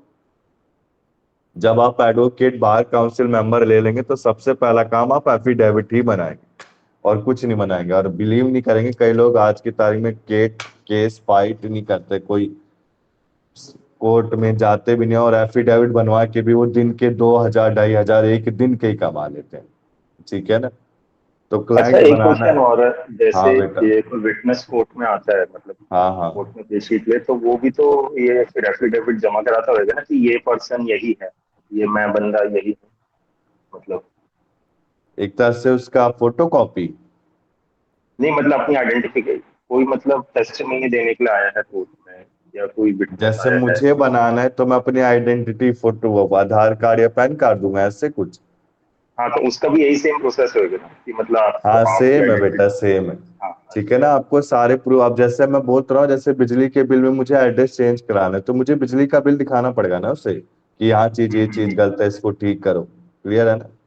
जिसे कहते हैं नो अब क्लियर ऑब्जेक्शन क्लियर। सर्टिफिकेट। आ गया ना समझ में? कि जैसे सर मेरे सब। ख्याल से जैसे जब हम्म। वो इशू फ्रेम होते हैं सिविल सूट में, तो एविडेंसेस लगते हैं ना उसके साथ, वो तो उसमें ही आइडेंटिफिकेशन होता होगा, नहीं? इशू कैसे? समझा नहीं मैं आपकी बात। जैसे एविडेंसेस हैं, जैसे विटनेस है, तो हम्म। उसकी सारी डिटेल जब इशू फ्रेम होते होंगे, जैसे कोई किसी ने प्लेंट डाला और फिर वो सारा प्रोसेस चला, उस प्रोसेस में एंड में इशू फ्रेम होते हैं ना सर। फिर उस जब इशू फ्रेम होते, जैसे उसमें क्रिमिनल प्रोसीजर में तो यही होता है ना कि इशू इशू को कुछ और बोलते हैं, जैसे ज- चार्जशीट बनती है। जब हम क्रिमिनल प्रोसीजर कोड पढ़ेंगे ना सीमा, तो उसमें अच्छे से क्लियर हो जाएगा पॉइंट आपका। हाँ जी ठीक है, सर, आगे इसमें चले हम। इश्यूज बोलते हैं शायद, जो वो चार्ज फ्रेम करने को, तो उसके साथ एविडेंसेस लगते हैं ना सर, तो वही पूछ रहे होंगे मिक्की। जी, मैं ये भी जान रहा था कि during the course of a trial अगर कोई नया विटनेस प्रेजेंट होता है तो वैसे भी, जो आपने मुझे अभी पूछा। क्लियर बेटा, आगे चलूं मैं? हाँ, आगे हम क्लियर। पढ़ेंगे, सब डिटेल यस में सर। पढ़ेंगे, ठीक है ना। अब देखो, एक बार मिकी मेरे को बताने, जुरिडिक्शन क्या होता है बेटा? What is the meaning of sir, जो एरिया जुरिडिक्शन? होता है किसी, जैसे दिल्ली हाई कोर्ट का जुरिसडिक्शन दिल्ली होएगा, सुप्रीम हाँ कोर्ट वेरी का। गुड। हाँ, इंडिया है पूरा। देखो जैसे दिल्ली हाई कोर्ट या डिस्ट्रिक्ट कोर्ट का जुरिडिक्शन, जुरिडिक्शन कहने का मतलब है वो अपनी जजमेंट कहाँ तक दे सकता है, ऐसे समझ लो, ठीक है ना। अपनी जजमेंट को कहाँ तक दे सकता है। अब देखो सबसे पहला होता है jurisdiction over the subject matter. अब जुरिडिक्शन आपका एक स्मॉल केस है, जैसे एक एग्जांपल लिया है, small cause court can try suit for money due under a promissory note और suit for price of work. कहने का मतलब है जो जितना बड़ा केस होगा उतनी बड़ी उसकी जुरिडिक्शन होगी, ठीक है ना, जितना बड़ा जितने अमाउंट का होगा, ऐसे समझो आप फर्स्ट पॉइंट में। तो jurisdiction over the subject matter कहने का मतलब है एक स्मॉल स्मॉल कोर्ट है, स्मॉल कोर्ट का केस है, वो प्रोमिसरी नोट के लिए बनाया गया है, तो उसकी प्राइस पर डन के लिए डिसीजन दिया जाएगा। इसके बाद जो जुरिडिक्शन आता है प्लेस ऑफ सुइंग और टेरिटोरियल जुरिडिक्शन, जैसे मैंने आपको बताया था पिछली क्लास में भी कि इंडिया के आगे श्रीलंका आता है। श्रीलंका का जो बाउंड्री एरिया है वो आपने सोशल स्टडीज में पढ़ा होगा 11th 12th 10th क्लास में, कि इंडिया 200 नॉटिकल माइल्स, ठीक है ना, 200 नॉटिकल माइल्स तक वो उसका एरिया एक्सक्लूसिव कवर है। इकोनॉमिक जोन होते हैं, हाँ वहां तक हाँ ज्यूरिसडिक्शन उसका होता है। उसका एरिया होता है, यानी कि उसके बाहर अगर गया तो श्रीलंका का हो जाता है हिस्सा, और उसके अगर अंदर रहा 200 नॉटिकल माइल्स तो वो इंडिया का पार्ट है। यहाँ तक क्लियर है। जैसे इंडिया पाकिस्तान की बॉर्डर लाइन होती है, इंडिया के जैसे जयपुर, ये जोधपुर के आगे आपका पाकिस्तान का बॉर्डर आ जाता है, जयपुर जोधपुर के आगे, जयपुर में ही, हाँ जयपुर में ही। तो आगे जो बॉर्डर आ जाता है, बेसिकली ये बॉर्डर में क्या होता है, आप बॉर्डर के अगर विधिन है तो आपका सारी जुडिक्शन अंदर ही अंदर रहेगी, अगर आउटसाइड आ गया तो पाकिस्तान के केस में आ जाता है। तो सर वो सेम सेकंड, टेरिटोरियल ज्यूरिसडिक्शन हो गया। हाँ टेरिटोरियल जुरिडिक्शन हो गया, लेकिन with in the boundaries of territories. अगर आपकी jurisdiction with in the boundaries of territories है, जो कि कौन फिक्स करता है, गवर्नमेंट फिक्स करता है। यहाँ तक क्लियर है। जो जुरिडिक्शन के टाइप में हमने पहला क्या पढ़ा, एक तो सब्जेक्ट मैटर से होना चाहिए, दूसरा टेरिटोरियल जुरिडिक्शन होना चाहिए। इसके बाद थर्ड पॉइंट आता है जुरिडिक्शन ओवर पर्सन्स, पर्सन्स के ऊपर। पर्सन्स के ऊपर कहने का मतलब है जितने भी पर्सन्स है नेशनलिटी के, वो सारे के सारे जुरिडिक्शन होने चाहिए, यानी कि आपकी जो जुरिडिक्शन है वो इंडियन सिटीजन्स पे होनी चाहिए, फॉरेन पे। फॉरेन पे क्या एप्लीकेबल होता है, आर्बिट्रेशन होता है, हमने पढ़ा था फर्स्ट ईयर में। आर्बिट्रेशन कंसिलिएशन में हमने 2 पॉइंट पढ़े थे, फॉरेन अवार्ड, किसी को याद हो, एक आपका न्यूयॉर्क कन्वेंशन था और एक जिनीवा कन्वेंशन था, ठीक है। तो आर्बिट्रेशन आपका फॉरेन स्टेट में एप्लीकेबल है, बट इंडियन जुरिडिक्शन आपका एप्लीकेबल नहीं है, वो इंडियन में। यहाँ तक क्लियर। लेकिन एक इसमें सर पॉइंट है, जैसे कोई भी हाँ इंडियन हाँ बिल्कुल। सिटीजन होता है ना, वो दुनिया में हम्म, कहीं पे भी कोई भी क्राइम कमिट करता है ना, तो उसकी हम्म, जुरिसडिक्शन इंडियन कोर्ट्स में भी होगी। जैसे ही वो इंडिया में लैंड हाँ, करेगा ना, उसको अरेस्ट कर लिया जाएगा। अगर वो अमेरिका से भी कोई क्राइम करके आता है और इंडिया में आ करेक्ट, जाता है, इंडिया पे लैंड होती है, वो अरेस्ट हो जाएगा। करेक्ट है। जैसे आपका विजय माल्या हो गया, नीरव मोदी हो गया, इन्होंने इतने सारे जो लोन ले रखे हैं, अब ये आउट ऑफ इंडिया है तो इनके ऊपर कोई क्राइम केस चल नहीं सकता। जैसे इंडिया लैंड होंगे तभी इनके ऊपर जुरिडिक्शन स्टार्ट हो जाएगी। यहाँ तक क्लियर। इसके बाद देखो आपका जो टॉपिक आता है वो क्या आता है, इसको पढ़ लेना बेटा, बड़े अच्छे पॉइंट है। देखो आप, jurisdiction depending on pecuniary value of the suit, ठीक है ना। अब ये जुरिडिक्शन आपके 3 तरह के होते हैं, ओरिजिनल, एपिलेट और क्रिमिनल और एपिलेट। ये मिकी आपको क्लियर होगा। एपिलेट क्रिमिनल हमने फर्स्ट ईयर में पढ़ा था। एपिलेट क्रिमिनल क्या होता था, किसी को आइडिया? क्या ये एफिलिएट जुरिसडिक्शन, हाँ अपील बेटा, मतलब किसी भी इसके खिलाफ अपील देना, सुप्रीम कोर्ट के पास होती है कैसे ये प्रॉब्लम, हाई स्पेसिफाइड कोर्ट के पास कोर्ट भी के होती है। लिए कैसे? सर जैसे लोअर कोर्ट में समझो कोई जजमेंट मतलब आई, और उसके खिलाफ अगर अपील देना किसी हायर कोर्ट में, तो आप हाई कोर्ट में जा सकते हैं। फिर उसकी जजमेंट आप पूछनी है तो फिर आप सुप्रीम कोर्ट में जा सकते हैं। तो एक अपील कर सकते हैं, कोई भी करेक्ट है, डिग्री कोर्ट ने पास किया उसके अगेंस्ट। करेक्ट है। हमने एपलेट ट्रिब्यूनल पढ़ा था फर्स्ट ईयर में, जैसे एनसीएलटी होता है आर्म फोर्सेस के लिए, डायरेक्ट टैक्स के लिए। ये याद है आपको मिकी कि डिफरेंट डिफरेंट सूट्स ये होते ग्रीन थे? ट्राइब्यूनल्स का भी होता था, जैसे कहीं पे हाँ, डेवलपमेंट वर्क को होने नहीं दे रहे थे, उसके खिलाफ फिर वो डेवलपर्स जाते थे हाई कोर्ट उसके खिलाफ अपील करने के लिए, जिन्होंने, क्योंकि ग्रीन ट्राइब्यूनल्स वाले कंस्ट्रक्शन वर्क रुकवा देते थे, तो हम्म। उसके खिलाफ अपील करने, ऐसे होते आते रहते हैं। अब देखो इसमें फोर्थ पॉइंट क्या कह रहा है, ज्यूरिडिक्शन आपके डिफरेंट टाइप्स पे भी बेस है। अब डिफरेंट टाइप्स क्या है, सबसे पहला टाइप है ओरिजिनल ज्यूरिडिक्शन, सेकंड है एप्लेट ज्यूरिडिक्शन और थर्ड है आपका क्रिमिनल एंड एप्लेट ज्यूरिडिक्शन। ठीक है। अब देखो आप, कोई आपकी डिस्ट्रिक्ट कोर्ट और हाई कोर्ट में कोई लिमिट नहीं है ज्यूरिडिक्शन की। कहने का मतलब है जैसे डिस्ट्रिक्ट कोर्ट में मैं कोई कोर्ट केस फाइल मैंने किया था, मैं उसको लूज कर गया, तो मैं क्या उससे हाई कोर्ट में ले जा सकता हूँ? हाँ जी, ले जा सकता हूँ। या फिर मैं कोई हाई कोर्ट में कोई वो केस को लूज कर गया तो मैं सुप्रीम कोर्ट में ले जा सकता हूँ? ले जा सकता हूँ। बट सुप्रीम कोर्ट क्या आपका हायर अथॉरिटी है, सुप्रीम कोर्ट क्या वो आप ले नहीं जा सकते। अब इसमें देखो आप, सबसे पहले फर्स्ट पॉइंट आता है आपका ओरिजिनल ज्यूरिडिक्शन। अभी ओरिजिनल ज्यूरिडिक्शन क्या कहना चाहता है, कोई कोर्ट ट्राई करेगा, डिसाइड करेगा सूट फाइल्ड बिफोर इट कहने का मतलब है सबसे पहले आप कोई सा भी कोर्ट केस करेंगे तो उसे ओरिजिनल ज्यूरिडिक्शन बोला जाता है। इसके बाद सेकंड पॉइंट आता है आपका एपेलेंट ज्यूरिडिक्शन। अभी एपेलेंट ज्यूरिडिक्शन कहने का मतलब है कोई कोर्ट अपील करेगा अगेंस्ट द डिसीजन और decree passed by the subordinate courts. कहने का मतलब है, अब ये सबऑर्डिनेट कोर्ट्स क्या होते हैं, जैसे आपका एनसीएलटी हो गया, नेशनल कंपनी लॉ ट्रिब्यूनल। ठीक है ना। एपेलेंट वर्ड से आप सिंपल समझ जाएंगे, जो डिफरेंट सूट्स होते हैं, जो डिफरेंट केसेस या डिफरेंट सूट्स फॉर डिफरेंट, जो डिफरेंट कोर्ट्स के लिए। ठीक है ना। जैसे आपका एनसीएलटी हो गया, इनकम टैक्स के लिए हो गया, आर्म फोर्सेस के लिए अलग हो गया, तो इनके लिए अलग से आपके कोर्ट बनाए जाते हैं। अब इसके बाद देखो क्रिमिनल एंड एपेलेट ज्यूरिडिक्शन। अब क्या supreme court, high court, district court के पास दोनों के दोनों ज्यूरिडिक्शन है। कौन से? ओरिजिनल और appellate jurisdiction in various matters. तो हमने ज्यूरिडिक्शन में क्या क्या पढ़ा? सबसे पढ़ा हमने पहले ओरिजिनल होने चाहिए, एपेलेट होने चाहिए, क्रिमिनल एंड एपेलेट बोथ होना चाहिए। अब इसके बाद देखो बेटा, आपका जो आता है place of sewing of filing of suit, ये मैंने करा दिया। ठीक है ना। यहाँ कहाँ कराया याद करो, यहाँ करा दिया। आ सकता है आपका एमसीक्यू। सर एक पॉइंट और क्या? ऐड करना है। क्या बेटा बताओ। सुप्रीम कोर्ट के पास एडवाइजरी ज्यूरिसडिक्शन भी होती है, जैसे वो प्रेसिडेंट को एडवाइस कर सकता है कुछ मैटर्स पे अगर प्रेसिडेंट चाहे तो। और वेरी गुड। दूसरा ये था कि जैसे हाई कोर्ट से आप कुछ नहीं तो आप सुप्रीम कोर्ट में अपील करते हैं, अगर सुप्रीम कोर्ट से भी रिजेक्ट हो जाता है तो आप उसके बाद एक रिव्यू पिटीशन डाल सकते हैं, अगर वो भी रिजेक्ट हो जाता है तो फिर एक क्यूरेटिव पिटीशन डाल सकते हैं, उसके बाद कोई और रेमेडी नहीं मिलता। अच्छा मैं बेटा आपसे पूछूंगा मिक्की कि what is the difference between, जैसे मैं अभी एक टॉपिक पढ़ाऊंगा, उसको मैं चलो दिखाई देता हूँ आपको। आज थोड़ी लंबी क्लास लेके चलनी है। ठीक है ना। हाँ, ये क्या मतलब होता है बेटा?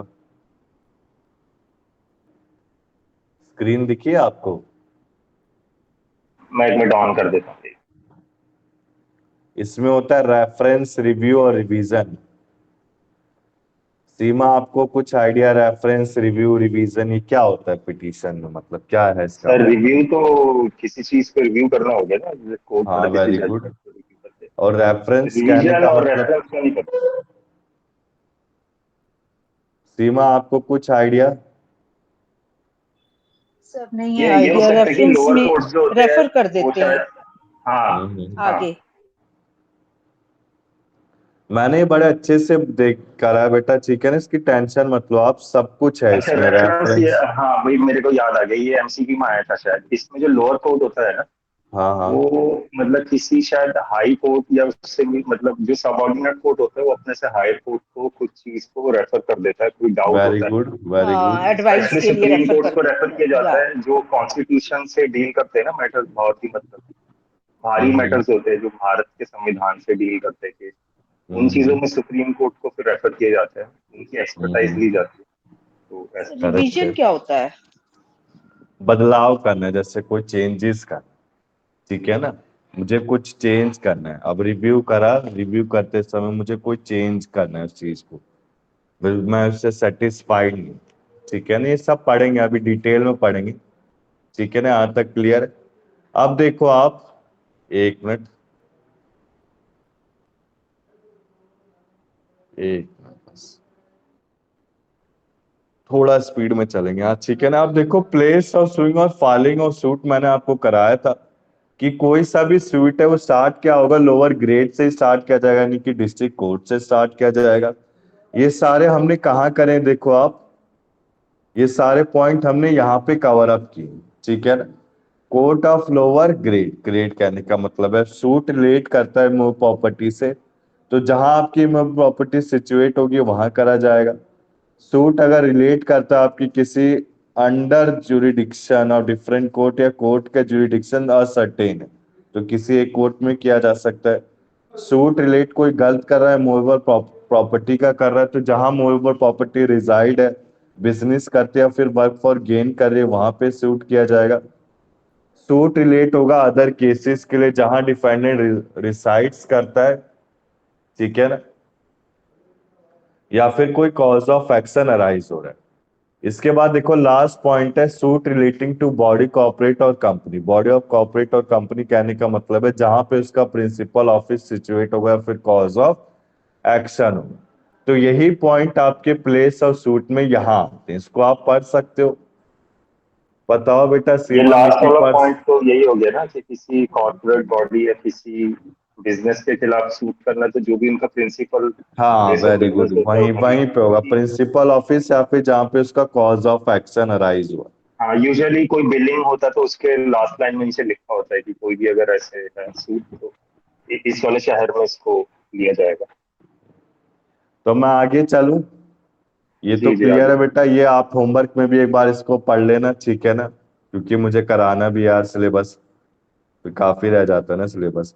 अब देखो एक केस लॉ है, इसमें देखो दो या दो से ज्यादा कॉम्पिटेंट कोर्ट्स हैं जो एक सूट को एंटरटेन करेंगे। अब इसमें क्या कह रहा है कि एक अगर जो दो या दो ज्यादा एक ही केस को दो से ज्यादा कोर्ट केस फाइट कर रहे हैं, तो किसी एक कोर्ट केस का क्या माना जाएगा, डिस्प्यूट को वैलिड माना जाएगा। यहां तक क्लियर है। किसके किस केस स्टडी में आता है, एंगाइल इंस्टीट्यूशन है वर्सेस डेवी हैसमोर इंडिया लिमिटेड, ठीक है। अब इसके बाद देखो अब आपका स्टार्ट होता है असली टॉपिक, ठीक है, आज तक क्लियर। अब ये जो असली टॉपिक है इसे बोलते हैं different stages of the suit. अभी बेसिकली मैं क्या करूंगा, आज अभी मैं ये 7 पॉइंट्स 8 पॉइंट्स को रीड करूंगा। 8 पॉइंट्स को रीड करने के बाद ये पूरा पीडीएफ फिनिश करा दूंगा आज की क्लास में। फिर जो नेक्स्ट क्लास होगी उस क्लास में हम ये इन्हीं 8 पॉइंट को फिर से दोबारा से करेंगे, किसमें, नए पीडीएफ में करेंगे। आपके पास 2 पीडीएफ पहुंच चुके होंगे। यहां तक क्लियर है बेटा, बताओ आगे चलूं मैं। जी सबसे पहले देखो सूट के लिए अप्लाई करना है तो मैं क्या आप बताओ, सूट के लिए आप अप्लाई करने के लिए क्या क्या प्रोसीजर अप्लाई करोगे। जैसे आपको किसी के साथ कोर्ट केस करना है तो आप क्या क्या करेंगे सबसे पहले। सर, आप बताइए मेरे को एग्जैक्ट, मतलब पता है लेकिन डिटेल में नहीं पता, गलत कुछ याद नहीं कुछ रखना। आइडिया, जितना आइडिया उतना बताओ, फिर मैं करेक्ट करके बता दूंगा आपको। सर, आप फाइल सर करेंगे ना पहले तो कोर्ट में या तो प्लेंट एफआईआर करेंगे बनाएंगे, फिर। ड्राफ्ट करेंगे हम्म। ना प्लेंट। जी। हाँ वेरी गुड। और फिर उसके बाद जो डिफेंडेंट के पास समन जाएगा, फिर वो सम्मन राइटिंग डिफेंडेंट में होगा कि वर्बल में होगा। राइटिंग में होगा सर। राइटिंग में हाँ होता है ना। Very good, very good. फिर उसके बोथ बाद में फिर होता है वो पर रिटर्न राइटिंग में नहीं। हाँ। स्टेटमेंट, रिटर्न हम्म स्टेटमेंट कोर्ट में डालेंगे उसका आंसर देते हुए पेटिशन का, वो हम्म मतलब प्लेंट का। हम्म। फिर उसके बाद चार्जेस पेड होंगे। पता नहीं, आगे सर आप बताओ। अब देखो इसमें सबसे पहले आपका एमसीक्यू में आ सकता है क्वेश्चन, क्या क्या स्टेजेस होते हैं इसको ध्यान से समझना। सबसे पहले कोई सूट का इंस्टीट्यूशन होगा, इंस्टीट्यूशन कहने का मतलब है उसका ओरिजिनेशन होगा, यानी कि जनरेशन होगा, स्टार्टिंग होगा। अब सूट का स्टार्टिंग कैसे हो सकता है, किस फॉर्म में हो सकता है, इसको समझते हैं, ठीक है ना। इसको डिटेल में समझा देता हूँ, बट ये बेटा मैं अभी 8 पॉइंट नेक्स्ट क्लास में ही कराऊंगा, ठीक है ना। नहीं तो अभी कराना अभी करा देता हूँ, मुझे कोई दिक्कत नहीं, अभी करा दूंगा। देखो आप फिर ये आपका नीचे का रह जाएगा, नीचे नेक्स्ट क्लास में कर दूंगा, और क्या। देखो इंस्टीट्यूशन ऑफ सूट कहने का मतलब है, 1 मिनट रुको आप, पहले मैं चलो इसे समझा रहा तो फिर दूसरा पीडीएफ सर, खोलूंगा ये 8 पॉइंट इंस्टीट्यूशन। पहले करा दीजिए, अगला वाला अगली क्लास में करेंगे। हाँ मैं यही सोचा, मैं यही करता हूँ, ठीक है ना। सबसे पहले देखो institution of suit, institution of suits का ओरिजिनेशन या फिर जनरेशन से डीलिंग कर रहा है। अभी ओरिजिनेशन और जनरेशन स्टार्ट कैसे होगा, जैसे किसी के बीच में कोई कोर्ट केस, सूट का ओरिजिनेशन या फिर स्टार्ट। अब जैसे मैं आपको एक एग्जांपल देता हूँ, जैसे मेरा कोई पुराना केस था, ठीक है ना। मेरे ऊपर किसी ने क्राइम किया, ठीक है ना, या फिर मैंने क्या करा, कोर्ट के साथ कोई धोखाधड़ी किया, जैसे मेरे फैमिली में हुआ है, चलो मैं फैमिली के केस ही ले लेता हूँ। किसी ने पहले कोर्ट केस किया, ठीक है ना, अब कोर्ट केस को उसने आधा छोड़ दिया। कभी भी आपके साथ कोई कोर्ट केस हो, ठीक है ना, आपको कोर्ट बुलाए, तो उसका पूरा फाइनलाइजेशन करना चाहिए, जितनी वो पेनल्टी अमाउंट मांगता है। पेनल्टी अमाउंट भी बेटा ज्यादा नहीं, जिससे एक वर्ड बोला जाता है भगोड़ा, ठीक है ना। कभी आपके घर कोई पुलिस वाला आया और आपसे कहा, आपके किसी फैमिली मेंबर से, कि इंसान ऐसे भगोड़ा है, और इसके खिलाफ कोर्ट ने केस फिर से जारी कर दिया, तो इसको दोबारा से अपीयर होना पड़ेगा कोर्ट में, ठीक है ना। अपीयर होने के बाद लास्ट तक कोर्ट केस चलते चलते उसको क्या करना पड़ेगा, अपनी जो माफी माफी मांग के जितना भी उसके ऊपर पेनल्टी बनता है वो पेनल्टी उसको पे कर दे, ठीक है ना। एक सरकारी काम होता है, गवर्नमेंट काम की तरह ही होता है सेम। तो सबसे पहले देखो, इंस्टीट्यूशन ऑफ सूट कहने का मतलब क्या है। मेरा कोई केस चल रहा है किसी सेकंड पर्सन डिफेंडेंट के साथ, मैं प्लांटिफ हूँ, दूसरा डिफेंडेंट। अब प्लांटिफ ने क्या करा, प्लांटिफ ने डिफेंडेंट के लिए सूट को जनरेट किया। सूट को जनरेट करने के लिए क्या करा, वो कोर्ट में गया, कोर्ट में उसने सबसे पहले क्या बनाया, सम्मत वो एफिडेविट बनवाया, ठीक है ना। सबसे पहला क्या बना उसका एफिडेविट, किसने बनाया, प्लांटिफ ने बनाया, किसके लिए, डिफेंडेंट के लिए।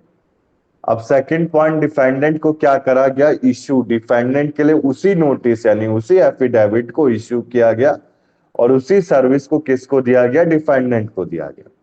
अब डिफेंडेंट ने क्या किया, समझो आप, डिफेंडेंट को बुलाया गया, सर्विस यानी सम्मन किया गया।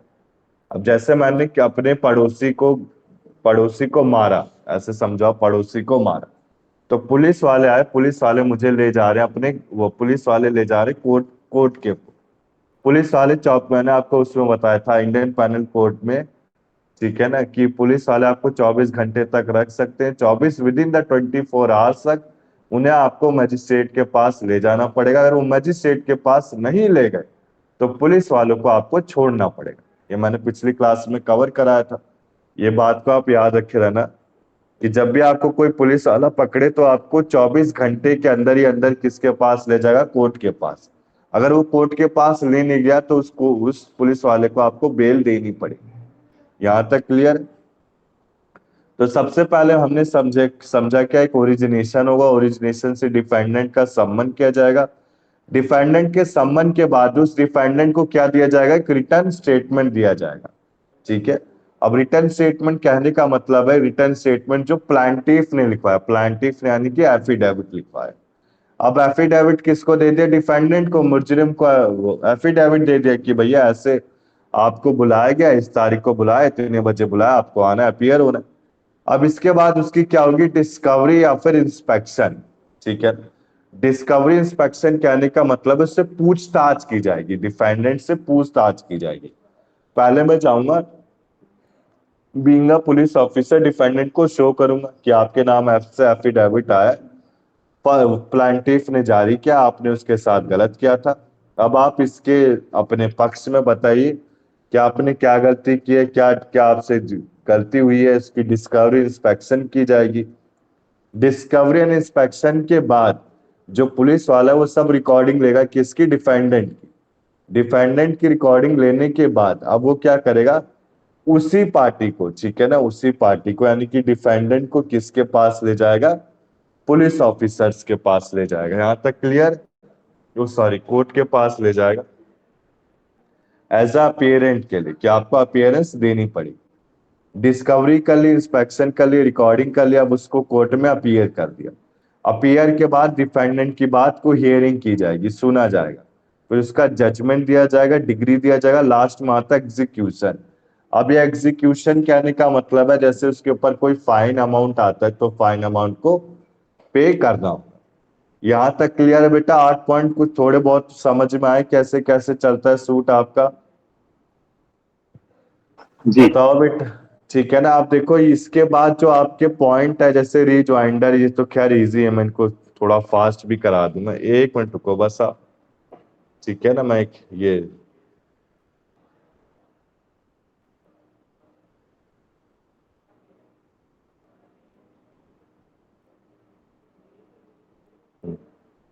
ये दूसरा पीडीएफ पहुंचा था बेटा आपके पास?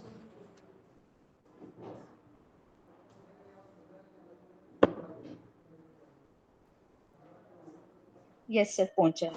पहुंचा था ना? तो इस पॉइंट में भी वही सारी चीजें बातों को समझा रखा है कि इंस्टीट्यूशन ऑफ सूट्स कैसे होगा। देखो आप कहाँ पे उसका कोर्ट का केस होना चाहिए, मैं ऊपर ऊपर से बताता रहता हूँ, ठीक है ना, क्योंकि काफी बड़ा है। इंस्टीट्यूशन ऑफ सूट्स कहने का मतलब है आपकी टेरिटोरियल जुरिडिक्शन कोर्ट की कहाँ होगी, कहाँ उसकी रिकवरी है, पार्टीशन का केस है, सेल का, मोर्टगेज का, कंपनसेशन का, किसका, इमूवेबल प्रॉपर्टी का। इसके बाद उसकी जुरिडिक्शन ओरिजिनल है, अपेलेंट है, या फिर सुप्रीम कोर्ट के द्वारा की गई। अब इसके बाद मैंने बताया था फाइलिंग ऑफ सूट, देख रहे हो ना बेटा, ये मिकी अगर मैं प्रोवाइड होगा आपके पास, आया मिकी ये पीडीएफ? हाँ ये वाला है। आया ना? इसको पढ़ना, अच्छे से पढ़ना, इसमें काफी चीजें कवर अप है। इसमें देखो फाइलिंग ऑफ सूट में क्या क्या होता है। प्लांट एक रिटर्न कंप्लेंट एंड एलिगेशन देगा, जो फर्स्ट पॉइंट था, जिसको क्या बोला गया था, institution of suit. Institution of suits में सबसे पहला क्या था, एक रिटर्न कंप्लेंट होगी, एलिगेशन होगी। इसमें पर्टिकुलर प्लांट के बारे में लिखा जाएगा कि प्लांटिव का नाम क्या है, डिस्क्रिप्शन क्या है, कहाँ काम करता है, क्या रेजिडेंस है उसका, क्या कॉज ऑफ एक्शन है, क्या कोर्ट की जुरिडिक्शन होनी चाहिए। इसके बाद एक वेरिफिकेशन होगा प्लांटिव से, जिसमें एक एफिडेविट भी बनेगा। यहाँ तक क्लियर? जो बेटा फाइल करेगा उसे प्लांटिव बोला जाता है, और जिसके खिलाफ होगा जिससे डिफेंडेंट बोला जाता है। इसे वकालतनामा बोला जाता है। क्या बोला जाता है? वकालतनामा। यहां तक क्लियर है? क्लियर है ना बेटा सबको? Yes sir. कोई भी सूट स्टार्ट कहाँ से होता है? लोवेस्ट ग्रेड से होता है। यहां तक क्लियर है? आखिरी में मैं पूछूंगा सबसे। अब ये वकालतनामा में क्या क्या होता है? वकालतनामा में जो एडवोकेट है वो रिस्पॉन्सिबल नहीं होगा किसी भी डिसीजन ऑफ कोर्ट का। वेदर आप लूज करें हारे, वो अपनी फीस लेगा और कोर्ट केस को फाइट करता रहेगा। यहां तक क्लियर है बेटा? एडवोकेट किसी के रिस्पॉन्सिबल नहीं रहेगा डिसीजन ऑफ कोर्ट के। कोई भी कोस्ट इनकर्ड होगा वो कोई भी पे नहीं करेगा। कोई अगर प्रोसीडिंग के दौरान कोई भी अगर इनकर्ड हुआ, जैसे मैं बताता हूँ बेटा, मेरी फैमिली में क्या होता है, एक पर्सन था, उसने कोई कोर्ट केस उनका बीच में चला गया, वो भगोड़ा हो गया। तो उसके घर दोबारा से पुलिस आई थी, तो पुलिस आई, फिर उसके ऊपर फिर दोबारा से कोर्ट केस किया गया था। तो आखिरी में उसको क्या करा गया था, अमाउंट पे करना पड़ा था, ठीक है ना। तो जो जस्टिस बोलता है ना अमाउंट, वो आपको पे करना ही करना पड़ेगा, उसमें आप डिनाई नहीं कर सकते उस चीज को, अगर आपको केस से हटना है। नहीं तो आपके ऊपर फिर दोबारा से कोर्ट केस एप्लीकेबल होगा, ठीक है ना। ये कोई कोर्ट के साथ हम कोई केस लड़ते तो कोई मजाक नहीं है। एडवोकेट भी साफ साफ बोलते हैं कोर्ट का टाइम भी कीमती होता है, ठीक है ना। तो एडवोकेट के पास सारे के सारे डॉक्यूमेंट रहते हैं। वकालतनामा आपका कहाँ होता है? लास्ट पेज ऑफ प्लांट या सूट। वहां पे वकालतनामा है क्या? वकालतनामा मैंने आपको बता दे, एक रिटन डॉक्यूमेंट होता है पर्सन से जो केस को फाइल कर रहा है, एडवोकेट जिसके बिहाफ पे। यहां तक क्लियर? जैसे कि एफिडेविट, मैं इसको एफिडेविट बोल सकता हूँ।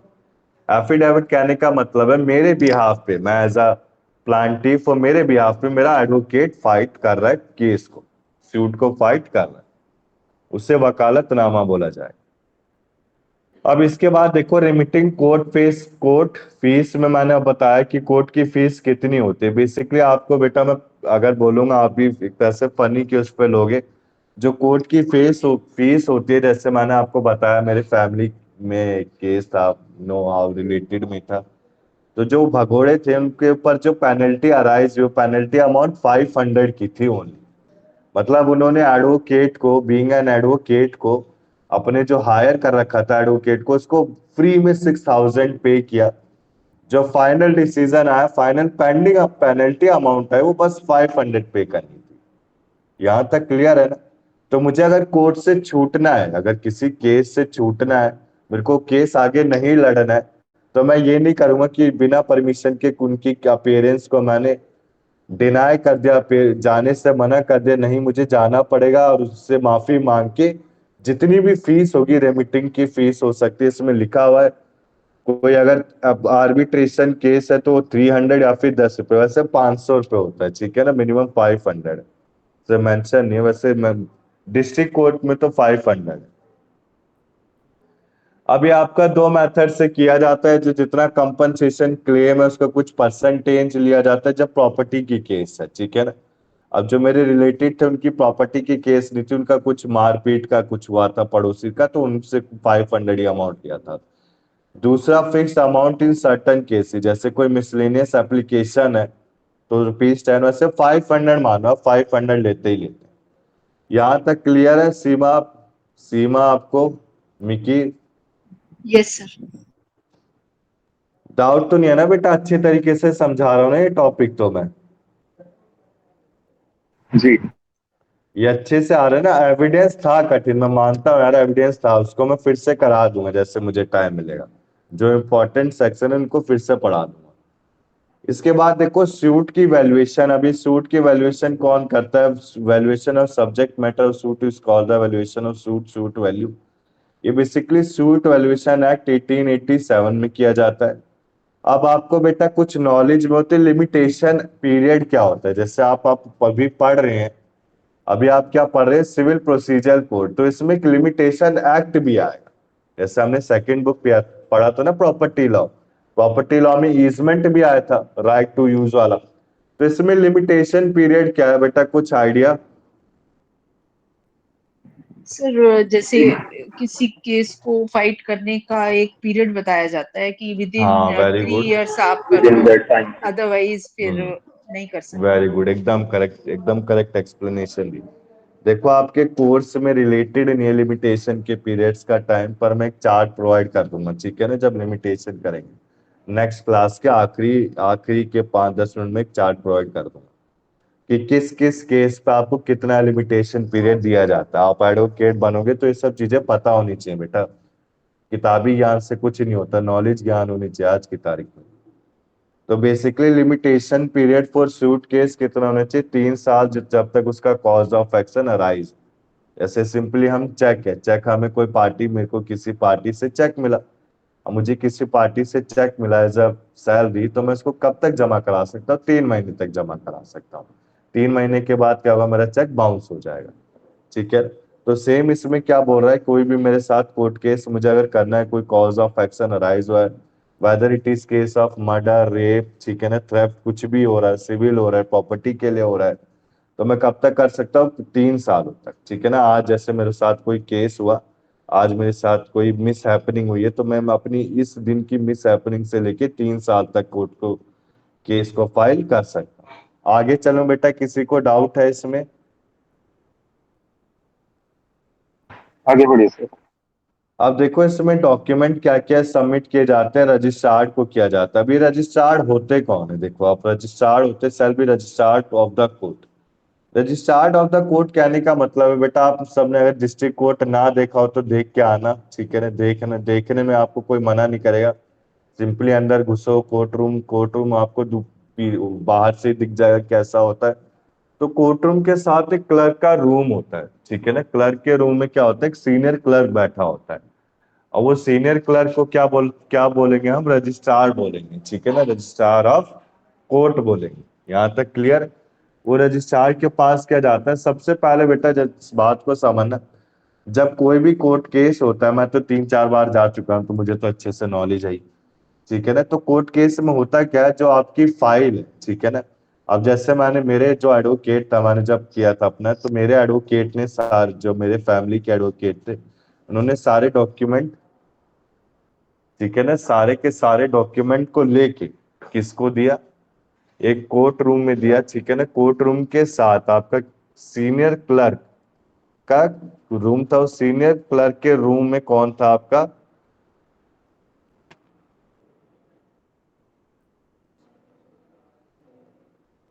सीनियर रूम में कौन था आपके? रजिस्ट्रार ऑफ कोर्ट, ठीक है ना। यहाँ तक क्लियर है बेटा? रजिस्ट्रार ऑफ कोर्ट थे।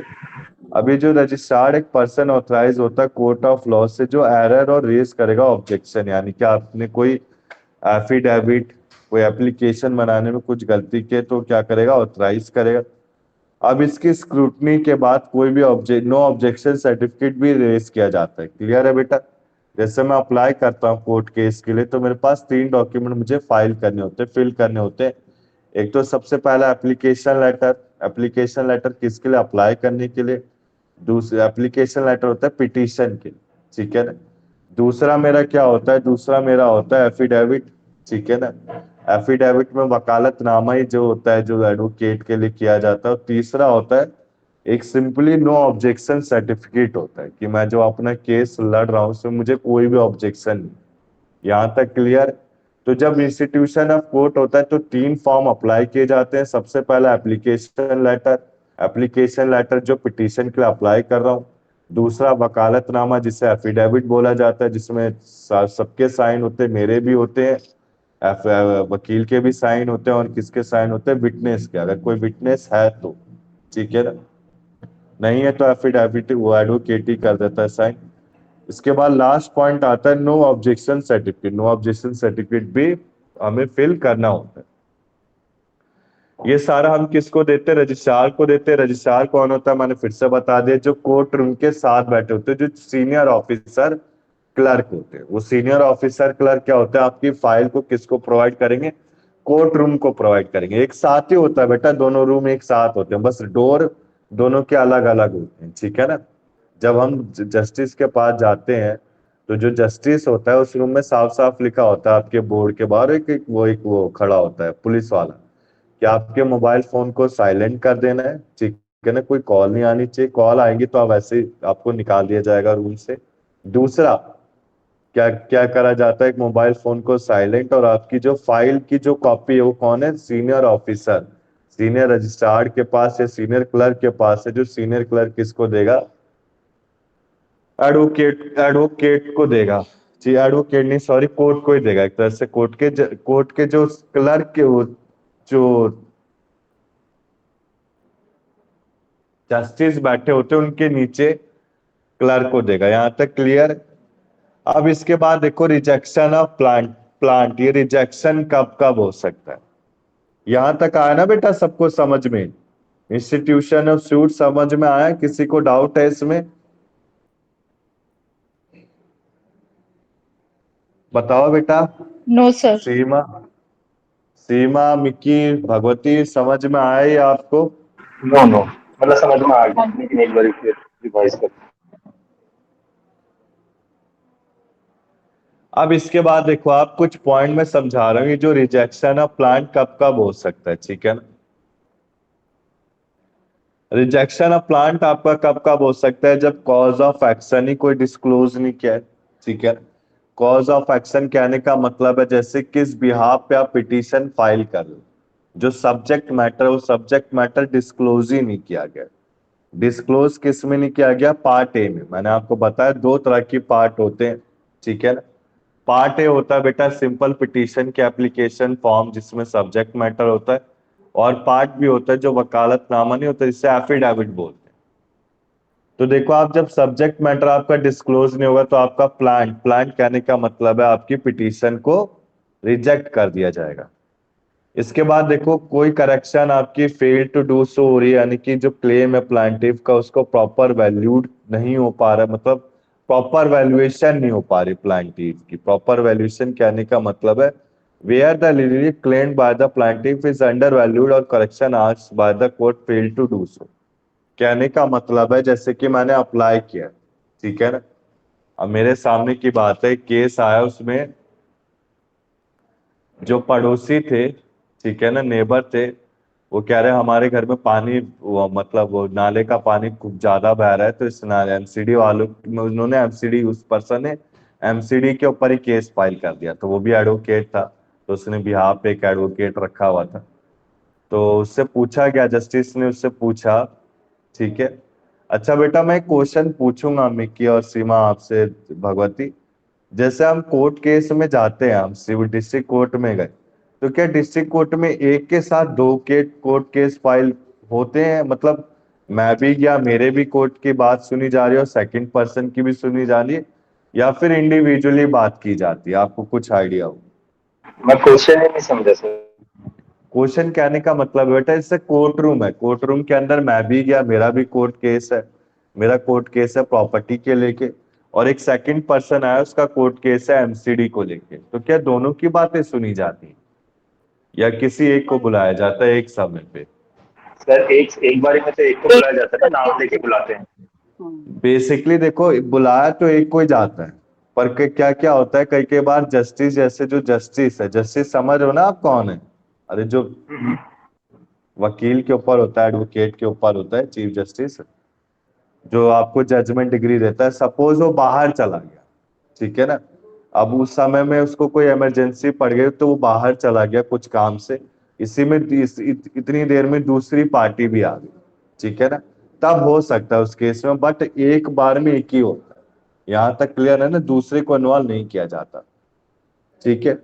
तो बेसिकली देखो, मैंने आपको बताया जैसे एक एमसीडी का पर्सन है, एमसीडी के पर्सन ने कहा हमें इतना रिलीफ चाहिए, तो जो amount of relief, amount of compensation है वो अंडर वैल्यूड है, मतलब कोर्ट उसको फिगर आउट नहीं कर पा रहा, कोर्ट उसको कैलकुलेट नहीं कर पा रहा, तो आपकी प्लांट क्या होगी, कैंसिल हो जाएगी। इसके बाद देखो, आपकी जो प्लांट अगर इनसफिशिएंटली स्टैम्प्ड है, उस पे स्टैम्प प्रॉपर नहीं किया गया, प्रॉपर स्टैम्प कहने का मतलब है आपने प्रॉपर स्टैम्प ड्यूटी पे नहीं किया। प्रॉपर स्टैम्प ड्यूटी क्या होती है? मैंने बताया ना बेटा, सिंपल एफिडेविट बनाऊंगा तो 200 रुपये मुझसे लेगा ही लेगा, मिनिमम चार्ज है, ठीक है ना। तो मैंने अगर इसकी स्टैम्प ड्यूटी बननी थी 20 रुपए की, बनवा दी मैंने 10 रुपए की, ठीक है ना, तो वो लीगल नहीं माना जाता है।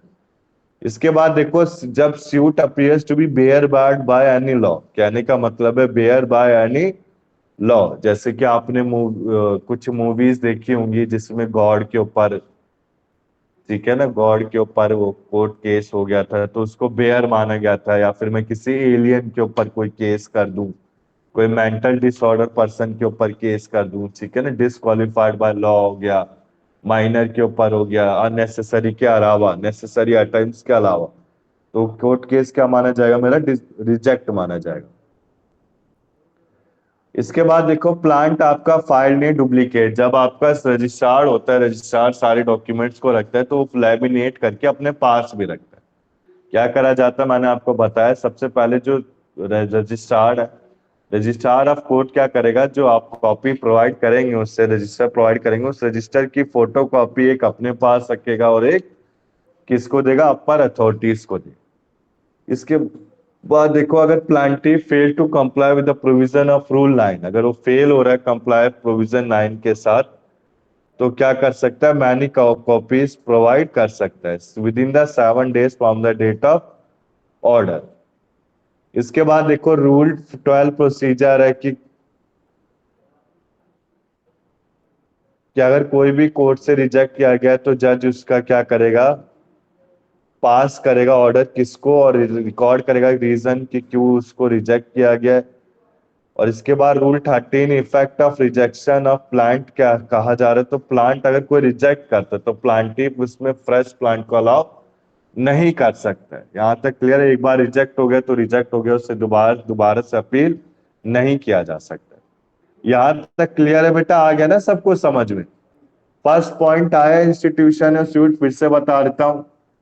3 तरह से अप्लाई कर सकता हूँ, एप्लीकेशन लेटर होना चाहिए पिटीशन के लिए, दूसरा आपका एप्लीकेशन लेटर के साथ क्या होना चाहिए? एफिडेविट होने चाहिए, जिसे वकालतनामा बोला जाता है। इसके बाद नो ऑब्जेक्शन सर्टिफिकेट होने चाहिए। ये किस रूम में दूंगा? रजिस्ट्रार में दूंगा। रजिस्ट्रार को कुछ गलती दी तो वापस दे देगा किसको? एडवोकेट को दे देगा। इसके बाद हमने पढ़ा रिजेक्शन कब कब हो सकता है? जब किसी में alien enemy, disqualified by law, minor, इनके साथ कोई कोर्ट केस करता हूं, या फिर आपका कोई लीगल स्टैंप नहीं है आपके फिर उसमें रिटर्न प्लांटिफ में, आपके प्लांट में कोई भी रिटर्न स्टैंप नहीं है, ठीक है ना, कोई कॉज ऑफ एक्शन डिस्क्लोज नहीं किया गया, तब आपकी क्या हो सकती है? रिजेक्शन हो सकती है। इसके बाद बेटा सम्मन स्टार्ट कराऊं मैं, रिटर्न स्टेटमेंट एंड सम्मन। बताओ बेटा, मिकी, सीमा। क्वेश्चन रिपीट कीजिए। ठीक है ना, ये आपको आना चाहिए कि कैसे अप्लाई करते हैं कोर्ट केस में। अब देखो, रिटर्न स्टेटमेंट एंड सर सम्मन क्वेश्चन क्या? रिपीट कीजिए फिर से। क्या बेटा? तो इसमें क्वेश्चन आपने क्या पूछा था? मैंने कहा इसका क्वेश्चन ही आ सकता है, सीक्वेंस में आ सकता है एमसीक्यू में। सीक्वेंस में आ सकता है कि क्या क्या प्रोसीजर होते हैं, क्या क्या स्टेजेस होते हैं, what are the different stages for applying for a court case. ठीक अच्छा, है ना? Different stages of proceed. हाँ, अब देखो इसमें ये डिफरेंट स्टेजेस ही करा रहा हूं मैं। मैंने बोला ही था आपको पहले कराऊंगा, फिर उसके बाद set of counter claim next class में करा दूंगा मैं, कोई नहीं। अब देखो रिटर्न स्टेटमेंट एंड समन क्या होता है। बेसिकली कोर्ट क्या थिंक करता है, एक मैरिट नोटिस करता है डिफेंडेंट के लिए, अपीयरेंस और directing to file is reply. अब देखो कोर्ट किसी के साथ गलत नहीं करता। अगर प्लांटिफ ने कोई एप्लीकेशन डाली है तो उस एप्लीकेशन को किसके पास ले जाया जाता है, डिफेंडेंट के पास। अब डिफेंडेंट क्या करेगा, उसके बिहाफ पे रिप्लाई देगा। ठीक है ना? तो सम्मन बेसिकली क्या होता है, सम्मन होता है एक बुलावा। ठीक है ना? सम्मन को हिंदी में क्या बोला जाता है, बुलावा। अब बुलावा कैसे देते थे, जैसे गांव के लोग, गांव में भी आप बेटा रहे होगे, तो प्रधान के घर कोई खाना या ना दावत होती थी तो सबके घर में जा जाके बुलावा दिया जाता। तो सेम आपका सम्मन है। सम्मन क्या एक लीगल डॉक्यूमेंट है जो इश्यूड होगा कोर्ट किसी पर्सन के लिए जो लीगल प्रोसीडिंग में इन्वॉल्व है। अभी लीगल एक्शन टेक प्लेस होता है पर्सन के लिए जो अपीयर हो रहा है कोर्ट में, विटनेस हो रहा है प्रोसीडिंग के लिए। ठीक है ना? तो सम्मन हमने पढ़ लिया। सम्मन किसके लिए होगा, डिफेंडेंट के लिए होगा कि वो लीगल प्रोसीडिंग में अप्लाई कर सके।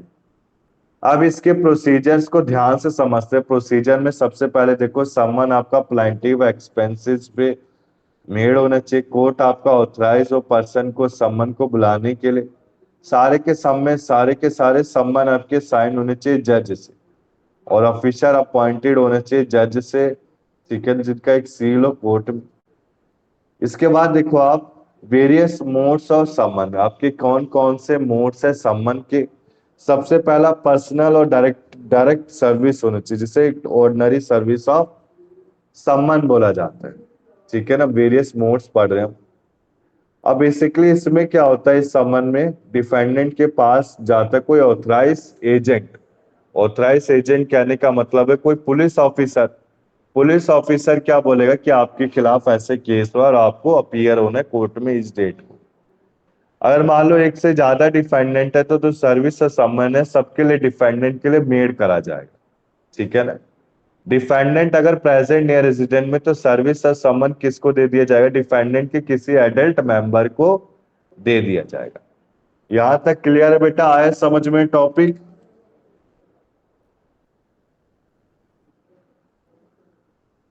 बताओ बेटा, आया यस सम्मन सर। का टॉपिक? अब देखो सम्मन आपका कैसे किया जा सकता है, सर्विस बाय अफिक्शन। अफिक्शन, अफिक्शन कहने का मतलब है एक पर्सनल, जैसे आपके पास अफिक्शन आता है, जैसे मैं आपसे पूछता हूँ आपके पास कुछ मेल आती है। मेल को जब तक आप एक्सेप्ट नहीं करोगे तब तक उसका ओटीपी, यूजर आईडी आपको मिलता नहीं। तो सेम आपका एक सर्विस बाय अफिक्शन। अभी सर्विस बाय अफिक्शन कहने का मतलब है कि कॉपी प्रोवाइड कर दी जाती है सर्विसिंग ऑफिसर से, किसके घर पे, जहां पे डिफेंडेंट रहता है, बिजनेस करता है या फिर अपना प्रॉफिट मोटिव कर रहा है। ठीक है? इसके बाद समन आपका कैसे किया जाएगा, पोस्ट के थ्रू किया जाएगा अगर बहुत ज्यादा ही दूर रहता है। ठीक है ना? सर टाइम नहीं है पुलिस ऑफिसर्स के पास, या फिर उसका एरिया ऑफ रेजिडेंस बहुत दूर है, तो क्या किया जाएगा, आपका समन पोस्ट के थ्रू प्रोवाइड किया जाएगा। इसके बाद देखो सब्स्टिट्यूटेड सर्विसेज। अभी सब्स्टिट्यूटेड सर्विसेज कहने का मतलब है, सब्स्टिट्यूटेड सर्विसेज दो कंडीशन में होती है। अगर रीजन है बिलीव करने के लिए डिफेंडेंट एक पर्पस है अवॉइडिंग सर्विस का, और देखो सब्स्टिट्यूटेड सर्विस कहने का मतलब है कि सम्मन देने के बाद भी जो डिफेंडेंट है वो अपीयर नहीं हुआ, तो एक सब्स्टिट्यूटेड सर्विस दिया जाएगा। ठीक है ना? कि कोर्ट केस जिस दिन हेल्ड होगा उसके सुबह के सुबह मॉर्निंग पुलिस ऑफिसर्स में से कोई एक ऑफिसर, ठीक है ना, ऑफिसर जाएगा डिफेंडेंट के घर में और डिफेंडेंट को हथकड़ी पहना के साथ में लाएगा। ठीक है ना? इसमें यही समझेंगे बेटा, और कुछ नहीं है। पहले ऑर्डनरी वे में करेंगे, नहीं होगा तो करेंगे। ठीक है ना? अब इसके बाद देखो डिफेंडेंट अगर फॉरेन टेरिटरी में रहता है तो क्या होगा, सम्मन किसको सेंड किया जाता है, पॉलिटिकल एजेंट को, कंट्री के किसी में मिनिस्ट्री ऑफ फॉरेन अफेयर्स में। ठीक है ना? अभी पॉलिटिकल एजेंट को सेंड समन किया जाता है पर्सन। ठीक है ना? और समन अगर मान लो कंपनी में, तो उसके सेक्रेटरी, डायरेक्टर या फिर प्रिंसिपल ऑफिसर ऑफ, ये सब आ सकता है बेटा एमसीक्यू में, सब इंपॉर्टेंट है, ठीक है ना। इसके बाद देखो कोई सेंडिंग कर सकते हैं post register to registered office को, अगर कोई रजिस्टर्ड ऑफिस नहीं है तो कॉर्पोरेट ऑफिस में दिया जाए, ठीक है ना। इसके बाद देखो रिटर्न स्टेटमेंट। अब ये रिटर्न स्टेटमेंट क्या है? रिटर्न स्टेटमेंट कहने का मतलब है अगर कोई नोटिस को इशूड किया गया है तो जो डिफेंडेंट है वो रिक्वायर्ड करेगा रिटर्न स्टेटमेंट, यानी कि विद इन 30 डेज।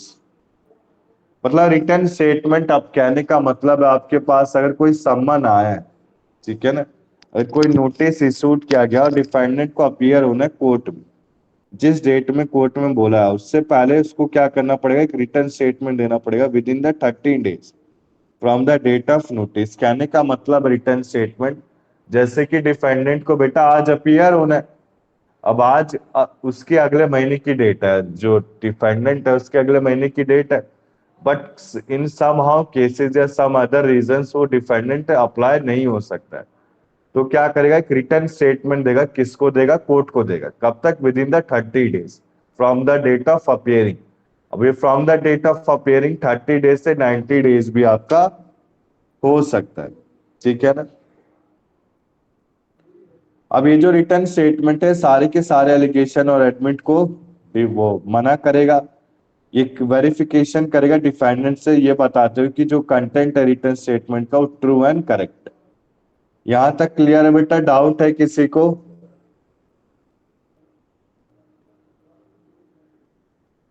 बताओ बेटा मिक्की, सीमा, डाउट है? भगवती आपको कुछ? No sir. तो कुछ आइडिया इंस्टीट्यूशन ऑफ ये हमने क्या क्या पढ़ा, कुछ 5 मिनट इंट्रोडक्शन देंगे आप सीमा। वॉइस आ रही मिक्की आपको?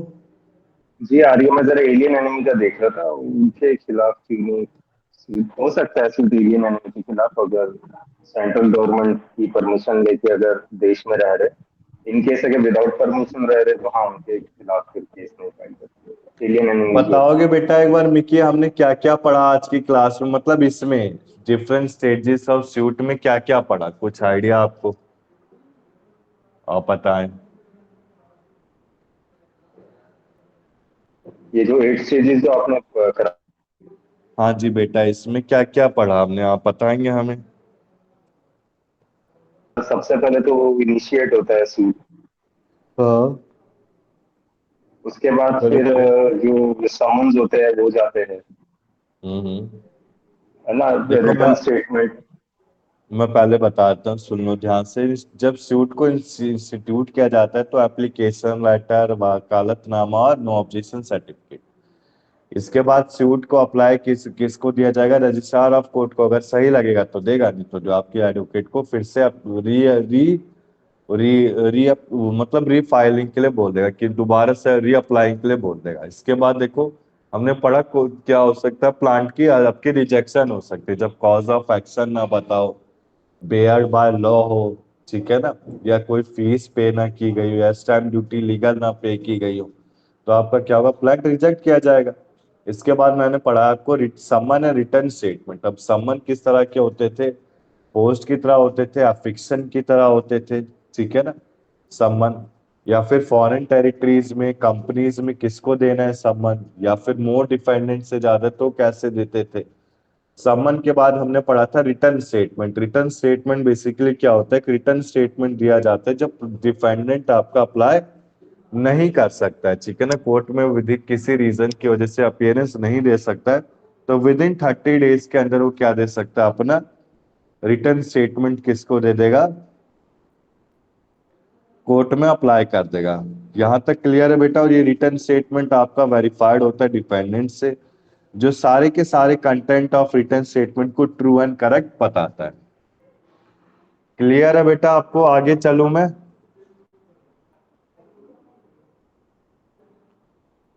बताओ बेटा। Yes sir. अब देखो इसमें बेसिकली जो आपका ये आ रहा है कमेंसमेंट, ये मैं नेक्स्ट क्लास में कराऊंगा। अभी मैं पहले थोड़ा थोड़ा थोड़ा करके जो फर्स्ट पीडीएफ था, क्योंकि इसमें सब कुछ है, ठीक है ना, एग्जीक्यूशन,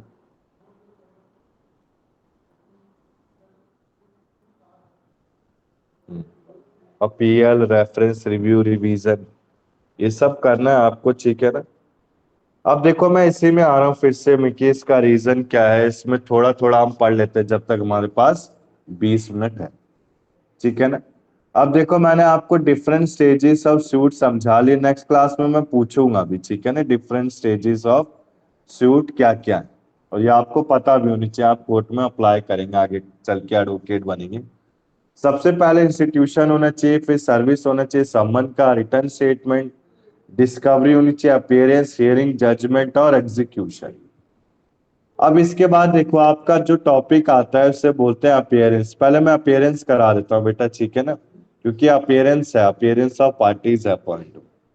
तो अपीयरेंस कर लेते हैं हम। अपीयरेंस का कहने का मतलब है, आपका ऑर्डर 9 में आता है, जब आपका सूट पेड हो प्लांटिव से तो सम्मन इशूड किया जाता है डिफेंडेंट के लिए, ठीक है ना।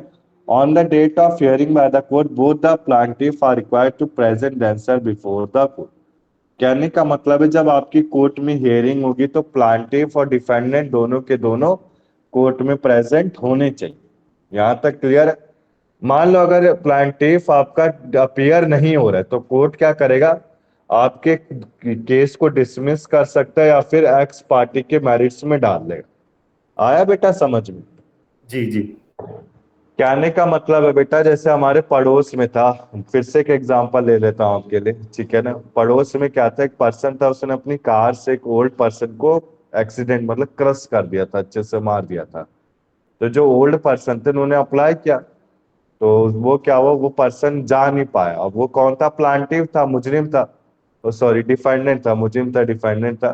तो डिफेंडेंट कोर्ट में जा नहीं पाया, तो जो कोर्ट की सुनवाई थी, सपोज दैट अगर प्लांटिव और डिफेंडेंट, अगर मैं कोर्ट में बेटा डेट में नहीं गया ना जिस दिन बुलाया मुझे, तो क्या होगा मेरे साथ, या तो मेरे जो सूट है उसको डिसमिस कर दिया जाएगा।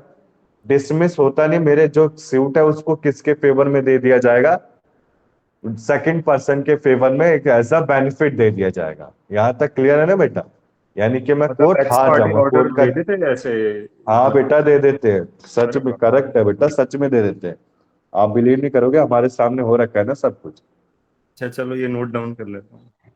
ये बहुत बार हो रखा है बेटा, ठीक है, इसको नोट डाउन कर लो, और वेरी इंपॉर्टेंट है अपीयरेंस ऑफ पार्टीज में, ये आपका एमसीक्यू में बन सकता है क्वेश्चन। इसी के लिए मैंने जानबूझ के पीडीएफ को किया है, ठीक है ना, मैं हर चीज सोच समझ के चलता हूँ।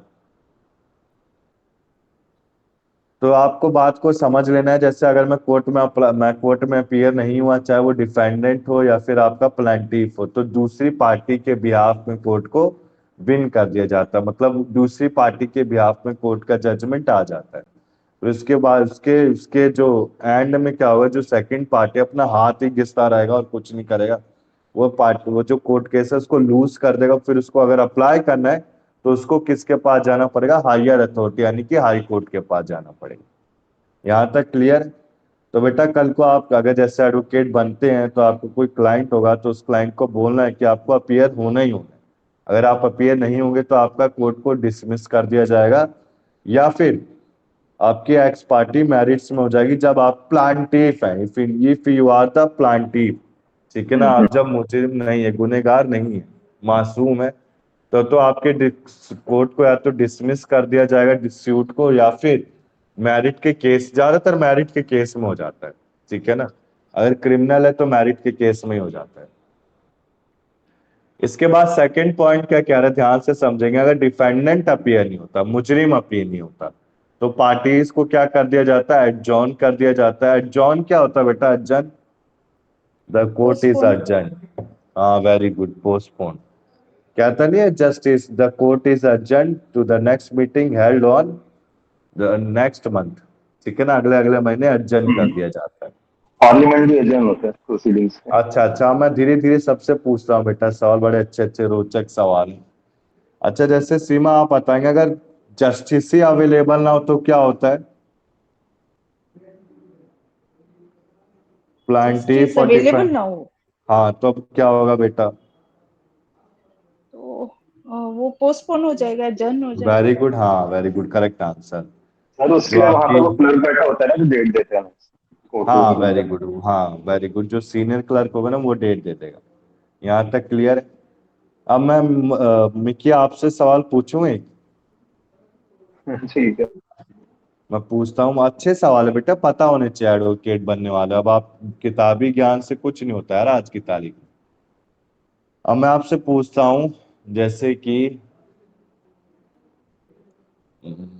हाँ, डिफेंडेंट है या प्लांटिफ है, वो लेट पहुंचे, आपकी 10 बजे से एग्जीक्यूशन स्टार्ट है, पिटीशन 10 बजे से स्टार्ट है, और प्लांटिफ या डिफेंडेंट दोनों में से कोई लेट पहुंचा, तो क्या होगा बेटा? सर, वो तो जज के फिर ऊपर डिपेंड करता है, कई बार तो पिनलाइज भी कर देते देखो, जज के ऊपर डिपेंड करता है, बट अगर मैंने जिस एडवोकेट को हायर किया उसको इन्फॉर्म कर दिया ना, तो थोड़ी देर तक रोक सकता है जज को। बात को समझना, ठीक है ना?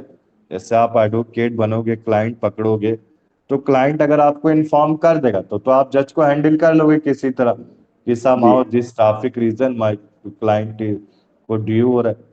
और मान लो अगर मतलब आप वैलिड एडवोकेट रीजन को, होना चाहिए, वैलिड रीजन हाँ इन हाँ, केस नहीं है वेरी तो गुड, फिर तो पिनलाइज हो जाएगी। वेरी गुड, एकदम करेक्ट है, ठीक है ना? अब एक लास्ट सवाल सीमा के लिए। सीमा, वॉइस आ रही है आपको? Yes sir. अब मैं आपसे पूछता हूँ बेटा, अगर डिफेंडेंट है, डिफेंडेंट या प्लांटिफ किसी एक की डेथ हो जाए, फिर क्या होगा बेटा? वो फिनिश वहीं पर ही खत्म हो जाएगा, डिस्पोज हो जाएगा केस। अरे तो केस किसी के फेवर में तो होगा, सेकंड पर्सन, हाँ फर्स्ट जी, हाँ जी, पर्सन। हाँ जी, वो तो प्लेंटिव जिसकी भी फेवर, जो दूसरा बंदा अलाइव है उसकी फेवर में चला जाएगा। नहीं, इन केस अगर क्रिमिनल केस है और प्लेंटिफ जैसे समझो सेक्सुअल वायलेंस का विक्टिम है और वो गवाही देके मर जाता है, तो केस तो हम्म कभी भी कंटिन्यू करेगा अपने लॉजिकल एंड पर। हम्म, रिप्रेजेंटेटिव आगे उसको बढ़ा सकते हैं सर। हाँ, हाँ करेक्ट है बेटा, एकदम करेक्ट जवाब दिया। भगवती, वॉइस आ रही है आपको? भगवती है नहीं। रिंकू, किरण, वॉइस आ रहा है आपको बेटा? हाँ जी सर। समझ में आ रहा है ना रिंकू, जो मैंने समझाया ऊपर के टॉपिक आज? हाँ सर, थोड़े थोड़े। थोड़े थोड़े अच्छे से नहीं आया एक भी टॉपिक समझ में? नहीं सर, आज लेट आया हूँ ना। अच्छा अच्छा।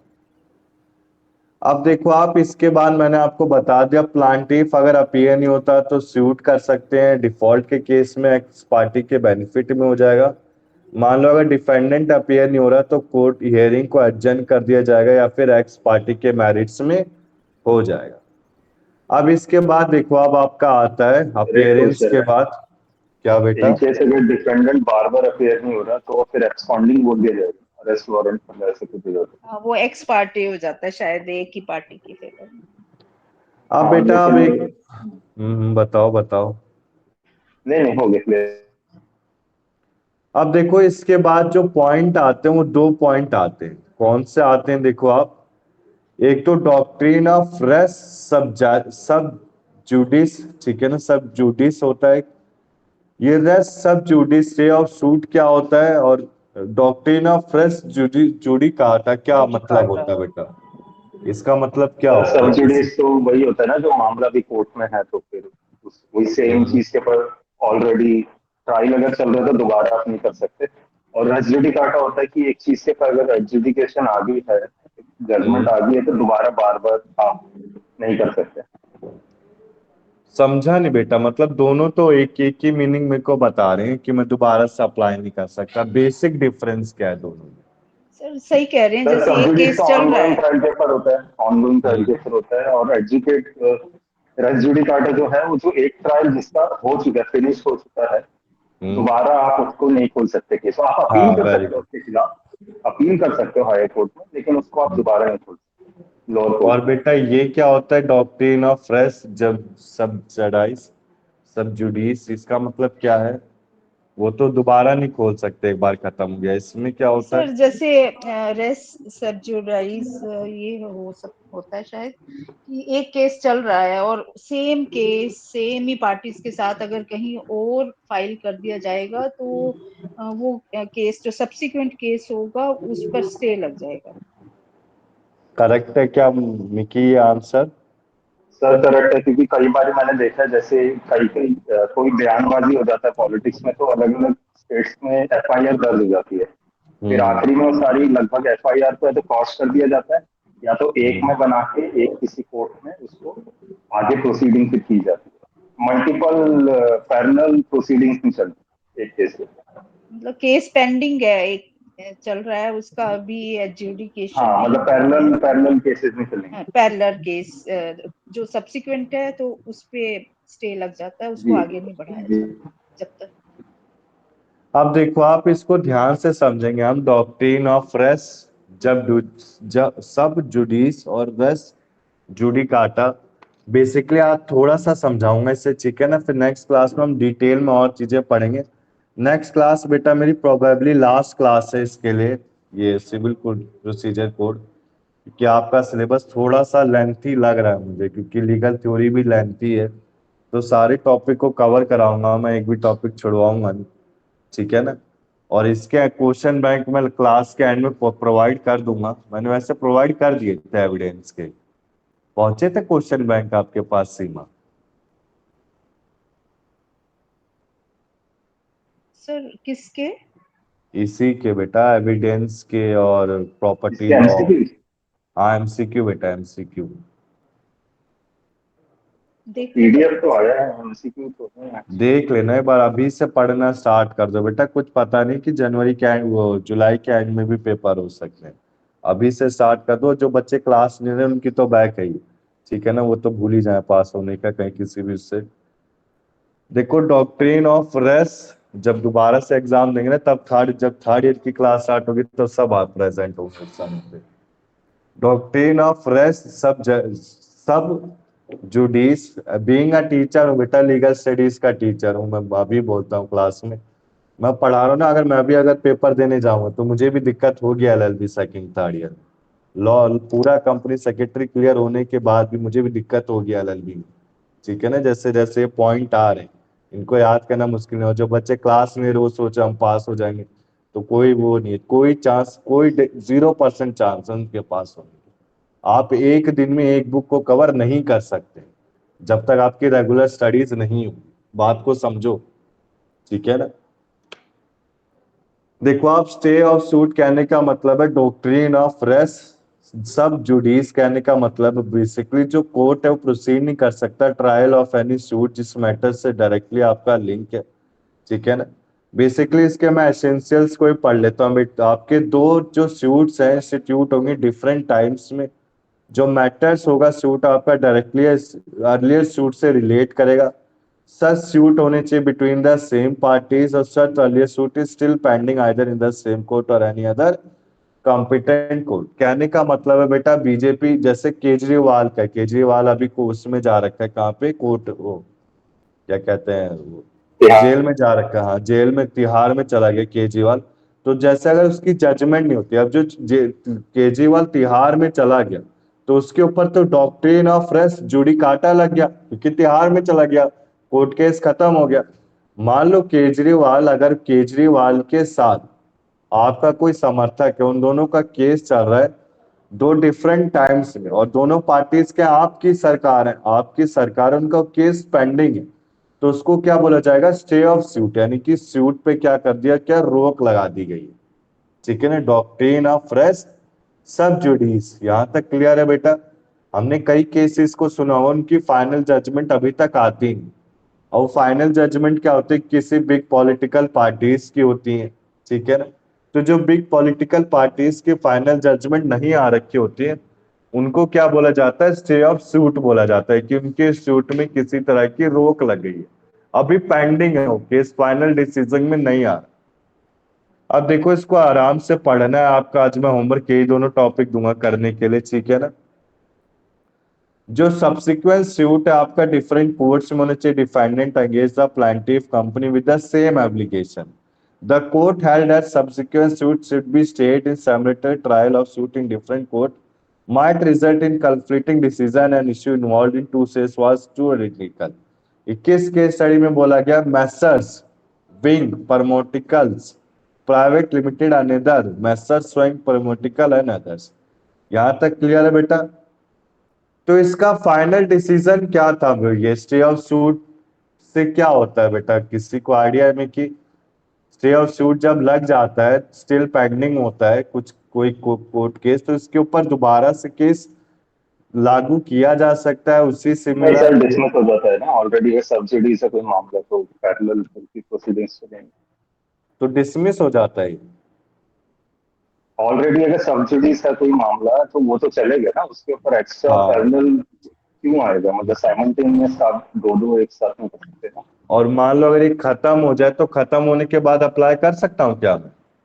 सेम चीज के ऊपर नहीं कर सकते, फिर वो एसजीडी घाटा आ जाएगा ना। आप अपील कर सकते हो हायर कोर्ट में, लेकिन बार बार एक एक केस किसी के ऊपर नहीं कर सकते। नहीं तो फिर यही होगा, कोई एक क्राइम, एक चोरी कर देगा, छोटा करना चाहिए। चोरी में उसने जेल की सजा काट कर आ गया, फिर उसी चोरी जो उसने की थी फिर उसके ऊपर वही केस नहीं करता, वो एसजीडी घाटा आ जाएगा।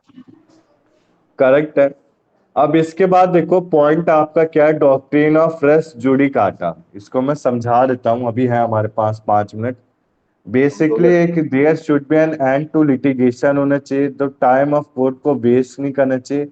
फॉर्मेट सूट, आप ये सब कुछ लिखा हुआ बेटा, एक बार पढ़ोगे ना आप इसको तो समझ में आ जाएगा, ठीक है ना। जो फॉर्मर सूट है वो क्या होना चाहिए, डिसाइड होना चाहिए। फॉर्मर सूट कहने का मतलब क्या है, प्रीवियस या कि यानी कि आने वाला, कौन सा? प्रीवियस फॉरवर्ड टू प्रीवियस हो गया। हाँ, वेरी गुड।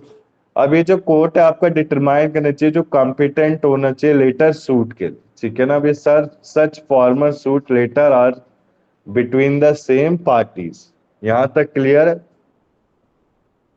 किसी को डाउट है बेटा इसमें? नहीं, तो एमसीक्यू में जो क्वेश्चन आपका जो ज्यादा बनेगा वो कौन सा बनेगा, मैं अभी भी बता देता हूँ। ये बड़ा अच्छा बुक है बेटा, इस बुक में आप स्कोर भी कर लोगे easily. Different stages of shoot में बनेगा, मैंने बता दिया सम्मन कितने तरह के होते हैं, सारी चीजें कवर कर ली। नेक्स्ट क्लास जो होगी बेटा, और आखिरी क्लास पूरी कोशिश करूंगा रखने की कि हो जाए, ठीक है ना। फिर उसके बाद इंटरप्रिटेशन ऑफ शेड्यूल स्टार्ट कर दूंगा मैं। अब इसके बाद देखो doctrine of stay of suit मैंने कर लिया। Stay of suit is also known as doctrine of res sub judice, यानी कि आपका एक एमसीक्यू में ये भी क्वेश्चन आ सकता है, डॉक्ट्रिन ऑफ रेस सबजुडाइस को क्या बोला जाता है। स्टे ऑफ सूट जो सेक्शन 10 में आता है, सेक्शन 11 में क्या आता है, डॉक्ट्रिन ऑफ रेस जुडिकाटा। अब बेटा देखो, जो आज की क्लास है आपकी, अभी एंड में अभी कर रहा हूँ, रुको एक मिनट, मेरे को एक बात डिस्क्लोज करनी है आपसे।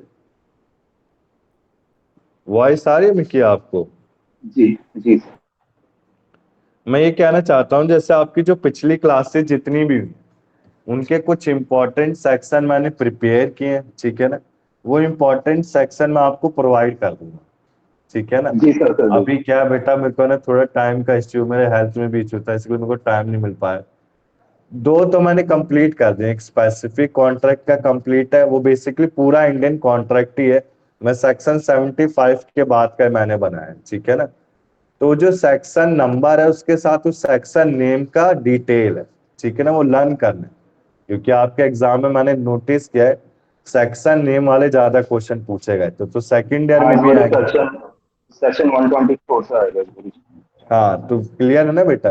तो मैंने देखो स्पेसिफिक कॉन्ट्रैक्ट का तो प्रिपेयर कर लिया, बचा किसका, आपका बचा एक तो प्रॉपर्टी लॉ। मतलब तैयार मेरे पास सब कुछ है, बस उसको पीडीएफ में जनरेट करना है, वो मुझे टाइम नहीं मिल पा रहा ना इसी के लिए।